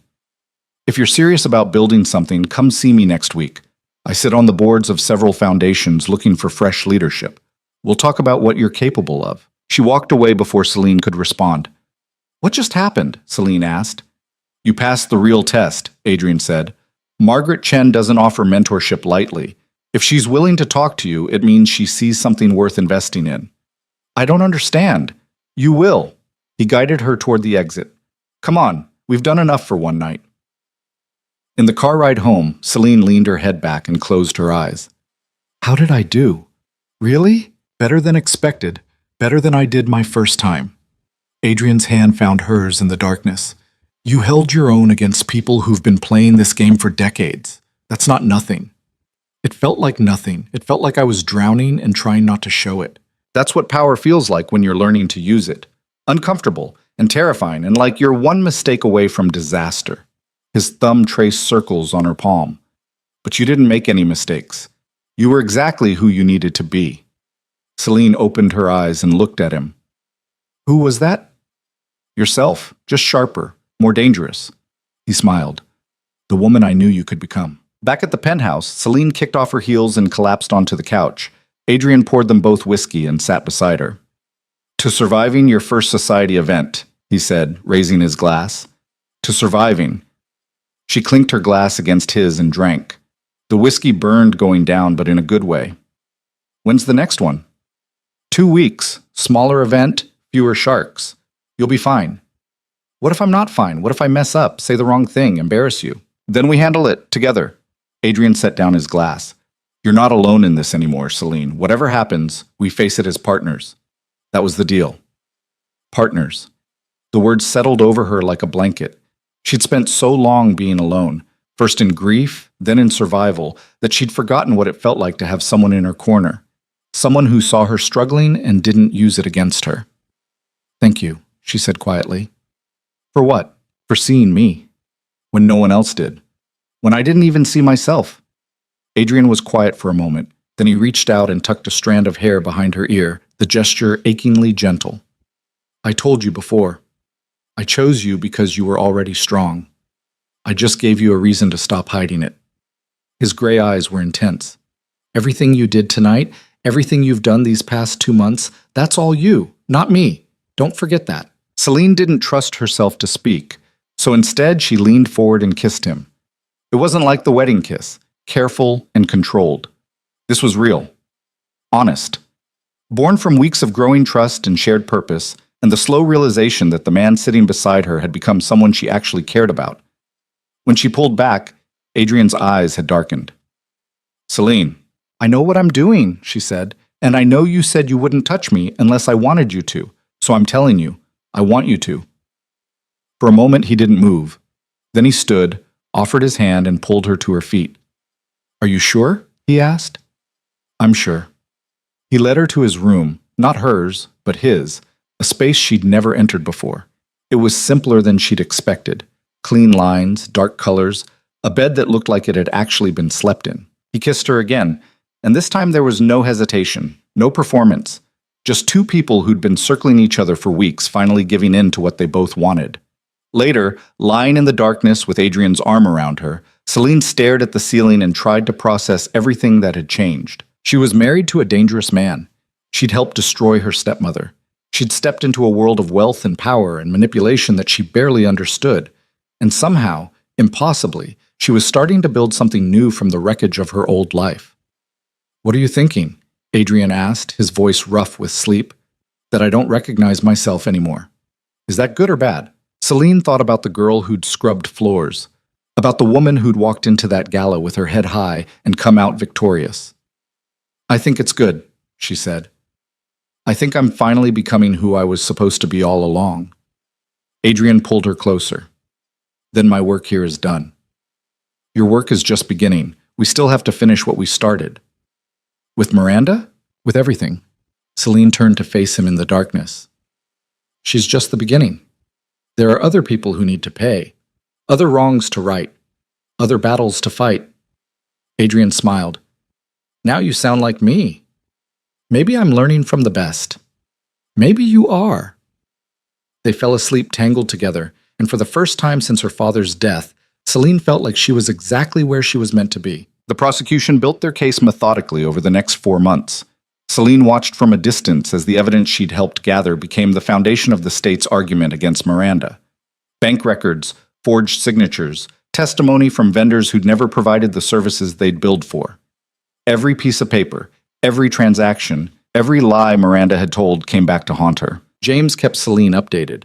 They're offering her a plea deal, 10 years instead of 25 if she cooperates fully and provides restitution. "Will she take it?" Celine asked.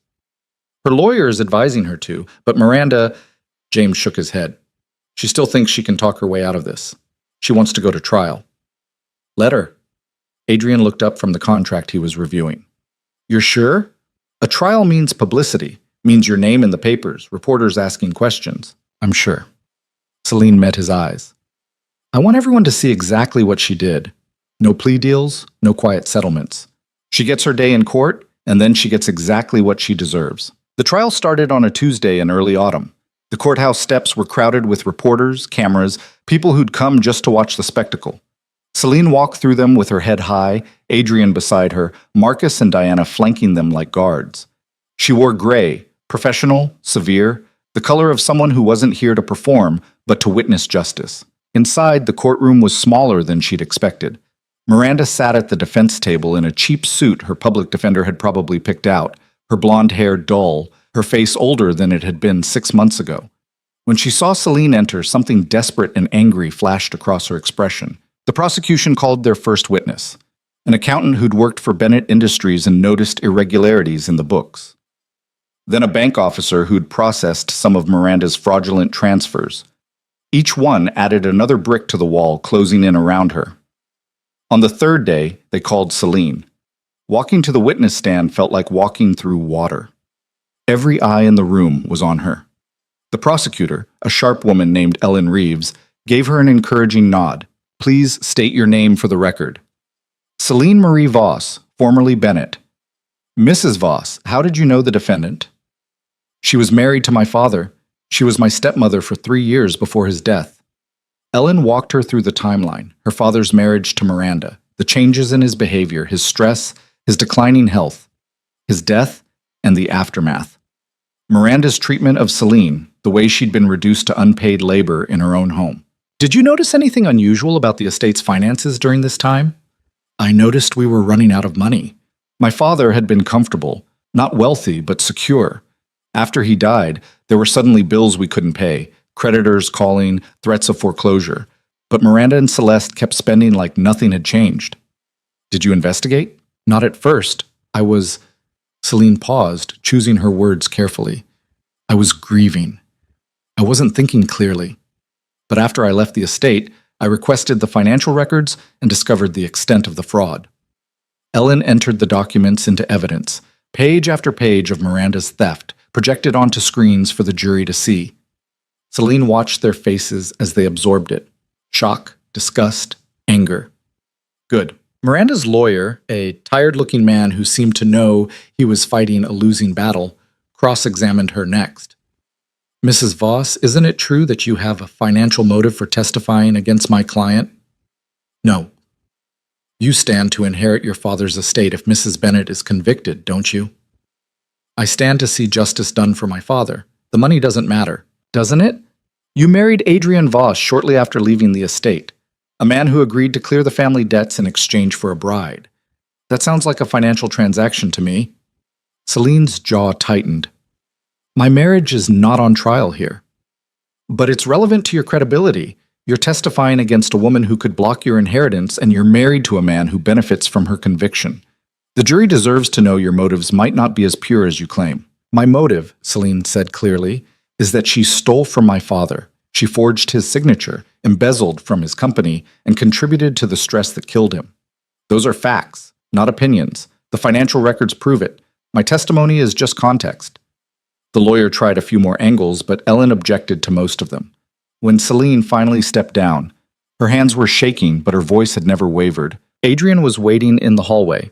He pulled her into a quiet corner, his hands cupping her face. You did well, he said. I wanted to scream at him. At her. At all of it. But you didn't. You stayed controlled, credible. That's what matters. He pressed his forehead to hers. It's almost over. The prosecution rested their case 3 days later. Miranda's defense was thin. She claimed she'd had permission to access the accounts, that Richard had wanted her to invest the money, that everything had been a misunderstanding.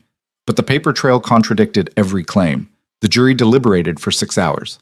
Guilty on all counts. The courtroom erupted. Miranda's lawyer asked for time to prepare sentencing arguments. The judge set a date 4 weeks out and remanded Miranda to custody pending sentencing. As they led her away in handcuffs, Miranda turned and locked eyes with Celine. The hatred there was pure and absolute. But underneath it, Celine saw something else. Fear.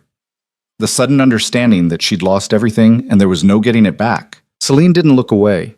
She met Miranda's stare with her own, unflinching, until the deputies pulled her through the door and she disappeared from sight. Outside the courthouse, reporters swarmed. Diana ran interference while Marcus cleared a path to the car. Someone shouted a question about whether Celine felt vindicated. She didn't answer. Vindication wasn't the right word. Justice was closer, but still not quite right. What she felt was free. The sentencing hearing was quieter. The prosecution recommended 20 years. Miranda's lawyer begged for leniency. His client was a mother, a widow, someone who'd made mistakes but deserved a second chance. The judge wasn't swayed. Mrs. Bennet, you systematically defrauded your late husband's estate, forged legal documents, and showed no remorse for your actions. You spent 2 years living off money you stole while your stepdaughter suffered. This court sees no reason for leniency. 22 years. With good behavior, she might see parole in 18. Miranda crumpled when she heard the sentence. She'd be 70 before she was free. Her life, as she'd known it, was over. Celine felt nothing watching her break down. No satisfaction, no triumph, no sadness. Just a sense of something heavy finally lifting off her shoulders. It's done, Adrian said quietly. It's done, Celine agreed. But there was one more piece to settle. The estate sale happened on a cold November morning. Everything Miranda and Celeste hadn't already sold was auctioned off to pay the court-ordered restitution. Furniture, artwork, dishes, clothes.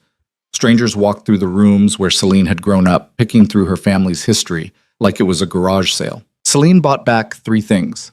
Her father's desk from his study, the one where he'd taught her about business and integrity. A photograph of her parents from before her mother died, both of them young and happy and unaware of what was coming. And her mother's wedding ring, which Miranda had tried to sell but couldn't get enough money for. Adrian arranged to have them delivered to the penthouse. When Celine opened the box containing her father's desk, she found something hidden in a secret drawer she'd forgotten existed. A letter, addressed to her in Richard's handwriting. Her hands shook as she opened it. My dearest Celine, if you're reading this, I'm gone. I'm sorry for that. I'm sorry for so many things. I know I made a mistake marrying Miranda. I know I was lonely and foolish, and I let someone into our lives who didn't deserve to be there. By the time I understood what she was, it was too late. The damage was done. I tried to protect you. I tried to limit her access, to keep the business separate, to ensure you'd inherit what was rightfully yours. But I'm tired, and I'm afraid I haven't done enough. If things go wrong, if Miranda tries to take everything, fight back. You're stronger than you know. You have your mother's fire and my stubbornness, and that combination makes you unstoppable. Don't let anyone convince you otherwise. Build something beautiful from the ashes. Make me proud. I love you always, Dad. Celine read the letter 3 times before the tears came. When they did, they were the kind that shook her whole body, years of grief and rage and love finally finding release. Adrian found her on the floor of her suite, the letter clutched in her hand, crying like she hadn't cried since the funeral. He didn't say anything. He just sat beside her and held her until the storm passed. He knew, she said finally, her voice raw. He knew what she was, and he tried to stop her, and he couldn't. He did stop her, just not in the way he planned. Adrian brushed her hair back. He raised you to be strong enough to finish what he started. That's something. I miss him. I know. Celine pressed her face into Adrian's shoulder. I wish he could see what I've become. I wish I could tell him I fought back, that I won. He knows. Adrian's voice was certain. Wherever he is, he knows. And he's proud of you. The meeting with Margaret Chen happened 2 weeks later. Her office was in a building older than Adrian's tower, but just as impressive. Wood paneling, leather chairs, the kind of understated elegance that came from generations of wealth. Margaret was direct. I've been watching you since the gala. You handled Miranda's trial with grace. No interviews, no dramatics, just quiet dignity. That's rare. I didn't want to make a spectacle of it. Smart. The people who scream the loudest usually have the least to say. Margaret folded her hands on her desk. I'm on the board of the Hartwell Foundation. You received their gala invitation. We fund educational programs for disadvantaged youth, scholarships, mentorship, job training, the kind of work your father would have approved of. Celine's throat tightened. He would have. I want you to join the board. You're young, but you have something most of our members lack. Real experience with hardship. You know what it's like to have everything taken from you. That perspective is valuable. I don't know anything about running a foundation. You'll learn, and you'll bring fresh ideas. Too many of our board members are stuck in old ways of thinking. They want to throw money at problems without understanding what people actually need. Margaret's eyes were sharp. I think you understand what people need. The question is whether you're willing to do the work. Celine thought about her father's letter, about building something beautiful from the ashes. I'm willing, she said. Good. We meet monthly, first Tuesday. Diana has the details. Margaret stood, signaling the meeting was over. Then she paused. One more thing. Your stepmother's daughter, Celeste. What happened to her? Celine blinked at the subject change. She ran away before the wedding. She's been living with her boyfriend somewhere outside the city. Why? Because I'm curious whether you plan to help her or let her drown. The question hung in the air. Celine had been avoiding thinking about Celeste. The girl had texted a few times after the trial, apologizing again, asking if there was anything she could do. Celine hadn't responded. Part of her thought Celeste deserved to figure it out on her own. The other part remembered that Celeste was young and scared and had spent her whole life being shaped by Miranda's poison. I don't know yet, Celine admitted. Margaret nodded. That's an honest answer, but you should decide soon. People who drift without direction usually end up somewhere they don't want to be. After the meeting, Adrian was waiting in the car. How did it go? She offered me a seat on the foundation board. I said yes. Adrian smiled. Of course you did. And she asked about Celeste. His smile faded. What did you tell her? That I don't know what to do about her. Selena stared out the window. Part of me wants to help. Part of me thinks she needs to save herself. I can't figure out which part is right. Maybe both parts are right. Maybe you help, but only if she's willing to do the work. Adrian's hand found hers. You can't save someone who doesn't want to be saved, but you can offer a hand to someone who's trying to climb out of the hole themselves. Celine thought about that. Then she pulled out her phone and typed a message to Celeste. If you're serious about changing, about being someone different than your mother, I can help, but I need to know you're committed. Are you?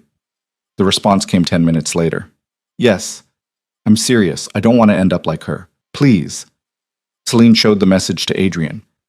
What do you think? I think you're a better person than I am. I would have cut her loose months ago. That's because you're practical. I'm stubborn. Celine typed back. Meet me at the penthouse tomorrow. We'll talk. The next day, Celeste arrived looking nothing like the spoiled girl who'd lived in the estate. Her hair was darker, pulled back in a simple ponytail. She wore jeans and a sweater that had seen better days. When she saw Celine, her eyes filled with tears. Thank you for seeing me. Celine gestured to the couch. Sit.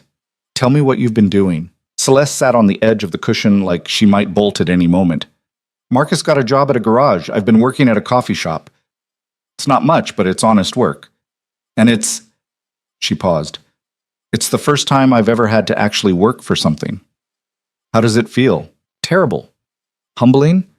Kind of good, actually. Celeste twisted her hands together. I've been thinking a lot about everything. About Mom. About what she did. About how I just went along with it because it was easier than questioning her. You were young. I was old enough to know better. Old enough to see that what she was doing to you was wrong. Celeste's voice cracked. I'm so sorry, Celine, for all of it. For not standing up for you, for being cruel, for being useless. You deserved so much better. Celine studied her stepsister. The apology sounded real. The regret looked genuine. But words were easy. Actions were what mattered. What do you want from me? Celine asked. I don't know. Forgiveness, maybe? Or just a chance to prove I'm not her? That I can be better? Celeste met her eyes. I know I don't deserve it, but I'm asking anyway. Celine was quiet for a long moment. Then she said, I'm on the board of a foundation that helps young people get education and job training. If you're serious about building a real life, I can get you into a program. Business management, accounting, something practical that you can build a career on. Celeste's eyes widened. You do that? After everything? I do it because everyone deserves a chance to be better than their worst moments. Even you. Celine's voice was firm. But if you waste this opportunity, if you fall back into old patterns, we're done. I'm offering you a hand up, not a free ride. Understand? I understand. Celeste was crying openly now. Thank you. I won't waste it. I promise. We'll see. After Celeste left, Adrian emerged from his office. You're gambling on her. I know. She might disappoint you. She might. Or she might actually change. Either way, I tried. That's more than anyone tried for me when I needed it. Celine leaned against him. Maybe that's the point. Breaking the cycle. Being the person I needed when I had no one. Adrian kissed the top of her head. You're going to change the world, aren't you? I'm going to try, one person at a time. 6 months later, Celine stood in front of the foundation board presenting her first major initiative, a program that paired young people from disadvantaged backgrounds with mentors in their chosen fields. Job shadowing, skill training, networking opportunities, the kind of comprehensive support that could actually change lives. Margaret Chen watched from the head of the table, her expression unreadable. When Celine finished, she asked a single question. How much will it cost? Celine had the numbers ready. $2 million in the first year, $3 million to sustain it long term. I've already identified corporate sponsors willing to contribute half that. The foundation would need to cover the rest. Another board member frowned. That's a significant investment. What's the expected return? You can't measure this kind of return in dollars, Celine said. But if we're talking outcomes, I expect at least 60% of participants to secure meaningful employment within 2 years. I expect 20% to pursue higher education. I expect every single one of them to have opportunities they wouldn't have had otherwise. And I expect some of them to come back and mentor the next generation. That's the return. People who become contributors instead of casualties. The board voted, 7 in favor, 2 against, 1 abstention. The program was approved. Walking out of the meeting, Margaret fell into step beside Celine. Well done. You've learned quickly. I had good teachers.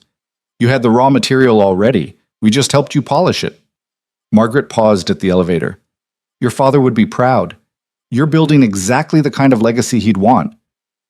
The words hit Celine harder than she'd expected. Thank you. That means more than you know. I know exactly how much it means. That's why I said it. Margaret smiled, a rare expression. Keep going. You're just getting started. That evening, Celine found Adrian on the penthouse terrace, looking out at the city.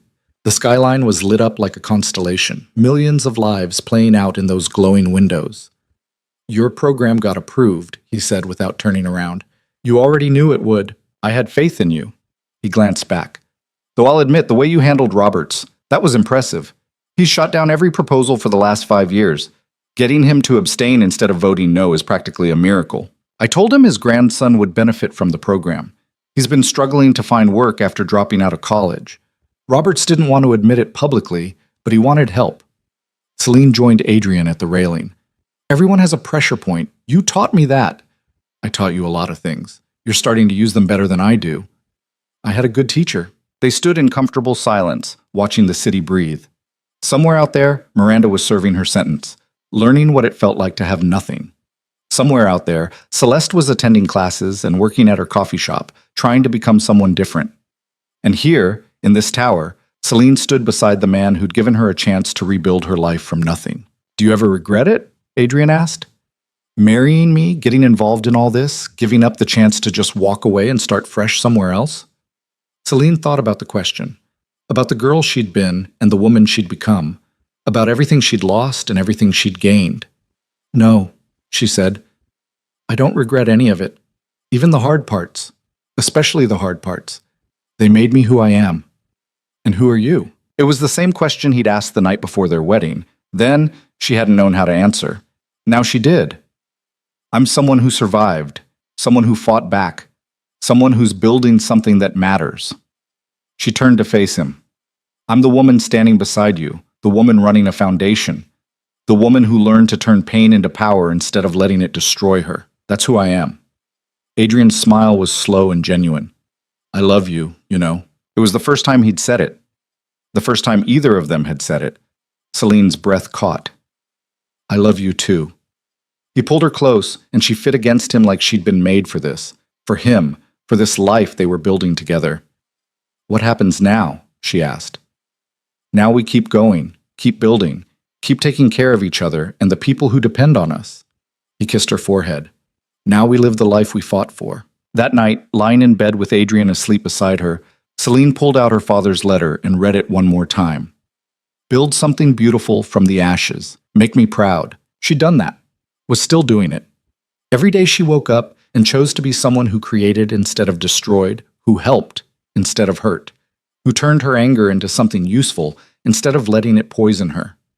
That was the legacy her father had wanted, not money or power or revenge, though she'd claimed all three. The real legacy was becoming someone who made the world better than she'd found it. She folded the letter carefully and put it back in its drawer. Then she curled into Adrian's warmth and let herself feel something she hadn't felt in years. Peace. The foundation program launched 3 months later with 20 participants. Celine interviewed every single one of them personally. She heard stories that echoed her own, families that had fallen apart, parents who'd failed them, systems that had chewed them up and spit them out. And she saw in their eyes the same fire she'd carried through 2 years of hell, the determination to be more than their circumstances. We're going to work hard, she told them on the first day. This isn't charity. This is opportunity. What you do with it is up to you. But I'm here. My team is here. And we're invested in seeing you succeed. One girl, maybe 19, with wary eyes and defensive posture, raised her hand. Why? Why do you care what happens to us? Celine could have given a dozen polished answers. Instead, she gave the truth. Because someone gave me a chance when I had nothing. Someone saw potential in me when I couldn't see it in myself. And that changed everything. I'm paying it forward. That's all. 6 months into the program, 15 of the 20 participants were thriving. 3 had dropped out. 2 were struggling but still showing up. Celine considered that a victory. Celeste was one of the success stories. She'd completed her business certification and landed a junior position at one of Victoria's real estate firms. She called Celine once a week to report her progress, always anxious, always trying too hard to prove she was worthy of the second chance. "You don't have to prove anything to me," Celine told her during one of those calls. "Just prove it to yourself. Be the person you want to be, not the person you think I want you to be." "I'm trying," Celeste said. "It's harder than I thought, figuring out who I am when I'm not just mom's daughter or your stepsister, when I'm just me. That's the hardest work there is, but it's worth it." "Are we—" Celeste hesitated. "Are we okay? You and me?" Celine considered the question. They weren't close, probably never would be. Too much history, too many scars. But they weren't enemies anymore either. "We're okay," Celine said. "We're figuring it out. That's enough." A year after the wedding, Adrian threw a party. Not a gala, not a business event, just a celebration for the people who mattered. Victoria and James and Marcus and Diana. Margaret Chen, who'd become something like a friend. A few of the foundation board members. Celeste and Marcus, who'd gotten engaged and seemed genuinely happy. And Celine's program participants, the ones who'd stuck with it and were building real futures. Adrian stood at the center of the penthouse, glass raised. A toast to surviving, to fighting back, to building something that lasts. Everyone drank. Then Celine raised her own glass. "To second chances," she said, looking at Celeste. "To the people who see us when we're invisible." She looked at Adrian. "And to knowing that sometimes the best revenge is living well and refusing to let the people who hurt us define who we become." The applause was genuine, warm. These were people who understood that success wasn't about money or status or power, though they all had those things. Success was about becoming someone you could be proud of, someone who made choices based on who you wanted to be, not who you were running from. Later, when most of the guests had left, Celine found herself back on the terrace with Adrian. The city was still there, still glowing, still full of people struggling and surviving and occasionally thriving. "Happy?" Adrian asked. "Yes. Surprisingly, genuinely happy." "Surprising. A year ago, I was scrubbing floors and thinking my life was over. Now I'm here, with you, running a foundation, making a difference. It's—" She shook her head. "It's more than I ever imagined." "You did this," Adrian said firmly. "I gave you an opportunity. You turned it into something real." "We did this. Together." Celine leaned against him. "I couldn't have done any of it alone." "Sure you could have. It would have taken longer and been harder, but you would have found a way. You're too stubborn not to." Celine laughed. "I'll take that as a compliment." It is one. They stood there, two people who'd found each other in the wreckage of broken lives and built something neither of them had expected. A partnership, a marriage, a future. "What's next?" Celine asked. "We've taken down Miranda, launched the foundation, established ourselves in society. What's the next challenge?" Adrian's smile was mysterious. "I have some ideas, but they can wait. For now, let's just enjoy this." This moment, this peace, this feeling that everything we fought for was worth it. He turned to face her fully. "We've spent a year fighting battles. Maybe it's time to just live." Celine thought about that, about the letter from her father telling her to build something beautiful, about Margaret Chen saying she was just getting started, about the 20 young people who were counting on her to show them that change was possible. "I don't think I know how to just live anymore," she admitted. "I'm always thinking 3 steps ahead, planning the next move, anticipating the next threat." "Then I'll teach you." Adrian's hands cupped her face. "We'll teach each other. How to enjoy what we've built. How to be happy instead of just surviving." "Okay," Celine whispered. "Teach me." He kissed her, slow and deep and full of promise. And for the first time in years, maybe the first time ever, Celine let herself stop planning and just feel. The warmth of his hands, the taste of champagne on his lips, the solid reality of a life she'd fought for and won. When they pulled apart, she was smiling. "What?" Adrian asked. "I was just thinking. Miranda thought destroying me would be easy. She thought I was weak and broken, and she could just sweep me aside like I was nothing." Celine looked out at the city. "I wonder if she knows yet that trying to break me was the worst mistake she ever made, that I'm still here, still standing, while she's locked away. I wonder if she understands that she didn't destroy me. She made me stronger." "She understands," Adrian said quietly. "I made sure of it." Celine turned to him. "What did you do?" I sent her a newspaper clipping about your foundation program, about you being appointed to the board, about everything you've accomplished. His smile was cold. I wanted her to see exactly what she threw away when she decided you were disposable. For a moment, Celine didn't know how to feel about that. Then she laughed, real, genuine laughter that came from somewhere deep. That's cruel, she said. Yes, I love it. I thought you might. They went back inside, back to the party that was winding down, back to the life they'd built together, from nothing but determination and mutual respect, and the understanding that sometimes the best way to heal from trauma is to transform it into purpose. Celeste caught Celine before she left. Thank you, for tonight, for everything, for not giving up on me. I didn't do it for you, Celine said honestly. I did it because that's who I want to be. Someone who helps when she can. But you did the work, Celeste. You chose to change. That's all you. Celeste hugged her, awkward and uncertain, but real. I'm going to keep choosing it every day. Good. That's all any of us can do. After everyone left, Celine and Adrian stood in the quiet penthouse, surrounded by the remnants of celebration. Empty glasses, scattered napkins, the warm feeling of people who'd cared enough to show up. This is what winning looks like, Adrian said. Not crushing your enemies, though we did that too. This, community, purpose, people who matter to you and who you matter to. When did you become a philosopher? Celine teased. When I married someone who made me want to be better than I was. He pulled her close. You've changed me, you know. Made me think about legacy differently, about what I'm building and why. Good. You've changed me too. Made me braver, sharper, more willing to fight for what I deserve.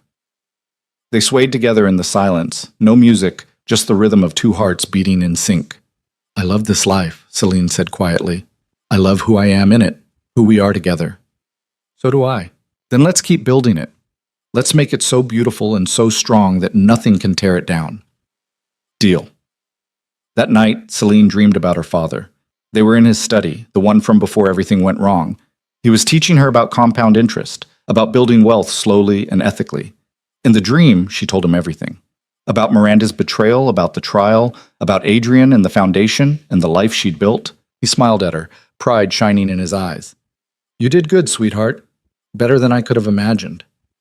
I miss you, she said. I know. But you're okay now. Better than okay. You're exactly where you need to be, doing exactly what you're meant to do. He touched her face gently. I'm so proud of you. Not because you got revenge or married well or became successful. I'm proud because you stayed kind despite everything. Because you chose to help others instead of becoming bitter. Because you're building something that matters. I learned that from you, and you made it your own. That's the best legacy a parent can hope for, a child who takes what they were given and makes it better. He kissed her forehead. Keep going. You're doing beautifully. She woke with tears on her face and a sense of peace she'd been chasing for years. Adrian was still asleep beside her, one arm thrown across her waist. She traced the line of his jaw with her finger, marveling at how far they'd come. From a transaction to a partnership to something that looked a lot like love. Maybe it was love. Maybe it had been all along, hiding under layers of strategy and survival and the mutual understanding that they were both too broken to expect fairy tales. But this was better than a fairy tale. This was real, hard-won and complicated and imperfect, and it was theirs. The foundation grew. By the second year, they'd expanded to serve 50 participants. By the third year, 100. Celine hired staff, developed partnerships with businesses willing to provide internships, created scholarship funds for participants who wanted to pursue higher education. She worked 80-hour weeks and loved every minute of it. Adrian's empire expanded too, though his methods became more subtle, less brute force, more strategic positioning. Celine's influence there too. She'd taught him that you could be powerful without being destructive, that building something lasting required thinking beyond the next quarter or the next deal. They became the kind of couple people whispered about at parties. The crime king who'd reformed his image and the woman who'd transformed him. It wasn't true, of course. Adrian was still dangerous, still willing to crush anyone who threatened what was his, and Celine was still learning to wield her own kind of power, the kind that came from knowing exactly who you were and refusing to apologize for it. But the whispers didn't matter. What mattered was the life they'd built, the people they'd helped, the legacy they were creating together. 5 years after the wedding, Celine stood at her father's grave for the first time since the funeral. She'd been avoiding it, unable to face the finality of that headstone. But today felt right. She knelt and placed fresh flowers on the grave. "Hi, Dad. I know it's been a while. I've been busy." The wind rustled through the trees. Somewhere, a bird sang. "Miranda's still in prison. She'll be there for a long time. Celeste turned out okay. You'd be surprised. She's working hard, making something of herself, and me..." Celine smiled through tears. "I'm doing what you told me to do.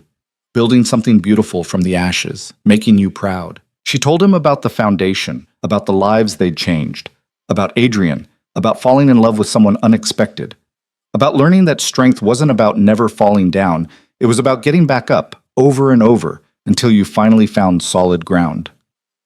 "I wish you could see it all," she said, "but I think maybe you can. I think maybe you're proud of me. I hope you are." She stayed there for an hour, talking to her father the way she used to when he was alive, about everything and nothing, about the future she was building and the past she'd survived. When she finally stood to leave, she felt lighter. Adrian was waiting by the car, giving her space but staying close enough that she knew he was there if she needed him. When she reached him, he pulled her into his arms. "You okay?" he asked. "Yeah, I'm okay. Better than okay." She looked back at the grave. "I said goodbye. Finally let go of the anger and the grief and all of it. I think he'd want me to. I think he would too." They drove back to the city in comfortable silence. When they pulled up to the tower, Celine looked up at the building that had become home. "Do you ever think about what would have happened if we hadn't met?" she asked. "Sometimes. I think I'd still be sitting in that wheelchair, playing games, winning every battle but losing the war." Adrian's hand found hers. "And you'd probably still be fighting to survive. We needed each other. Still do." "Yeah, we do." They rode the elevator up together, hand in hand, two people who'd started as strangers and become something more. Partners, allies, lovers, family. The penthouse was quiet when they entered. Celine kicked off her shoes and collapsed onto the couch. Adrian joined her, pulling her against his side. "What do you want for dinner?" he asked. "Something simple. I don't want to think tonight. I just want to be." "Then that's what we'll do." And they did. They ordered takeout and ate it on the couch, watching a movie neither of them paid attention to. They talked about nothing important, work gossip, foundation drama, Victoria's latest scheme. They laughed at stupid jokes and argued about whether the movie was any good, and existed in the kind of comfortable domesticity that neither of them had expected to find. Later, lying in bed with the city lights painting patterns on the ceiling, Celine finally put words to the things she'd been feeling for months. "I'm happy," she said. "Genuinely, completely happy. For the first time since my father died, I'm not just surviving or fighting or planning the next move. I'm just happy." Adrian turned to look at her. "Good. You deserve to be." "So do you." "I am. You make me happy. This life makes me happy." He kissed her softly. "Thank you for saying yes, for taking a chance on me when you had every reason to run. Thank you for seeing me when I was invisible, for giving me a reason to fight." They fell asleep tangled together, two people who'd found each other in the wreckage and built something beautiful. And somewhere in a prison cell, Miranda lay awake, probably still cursing the day she'd underestimated the girl she'd tried to break.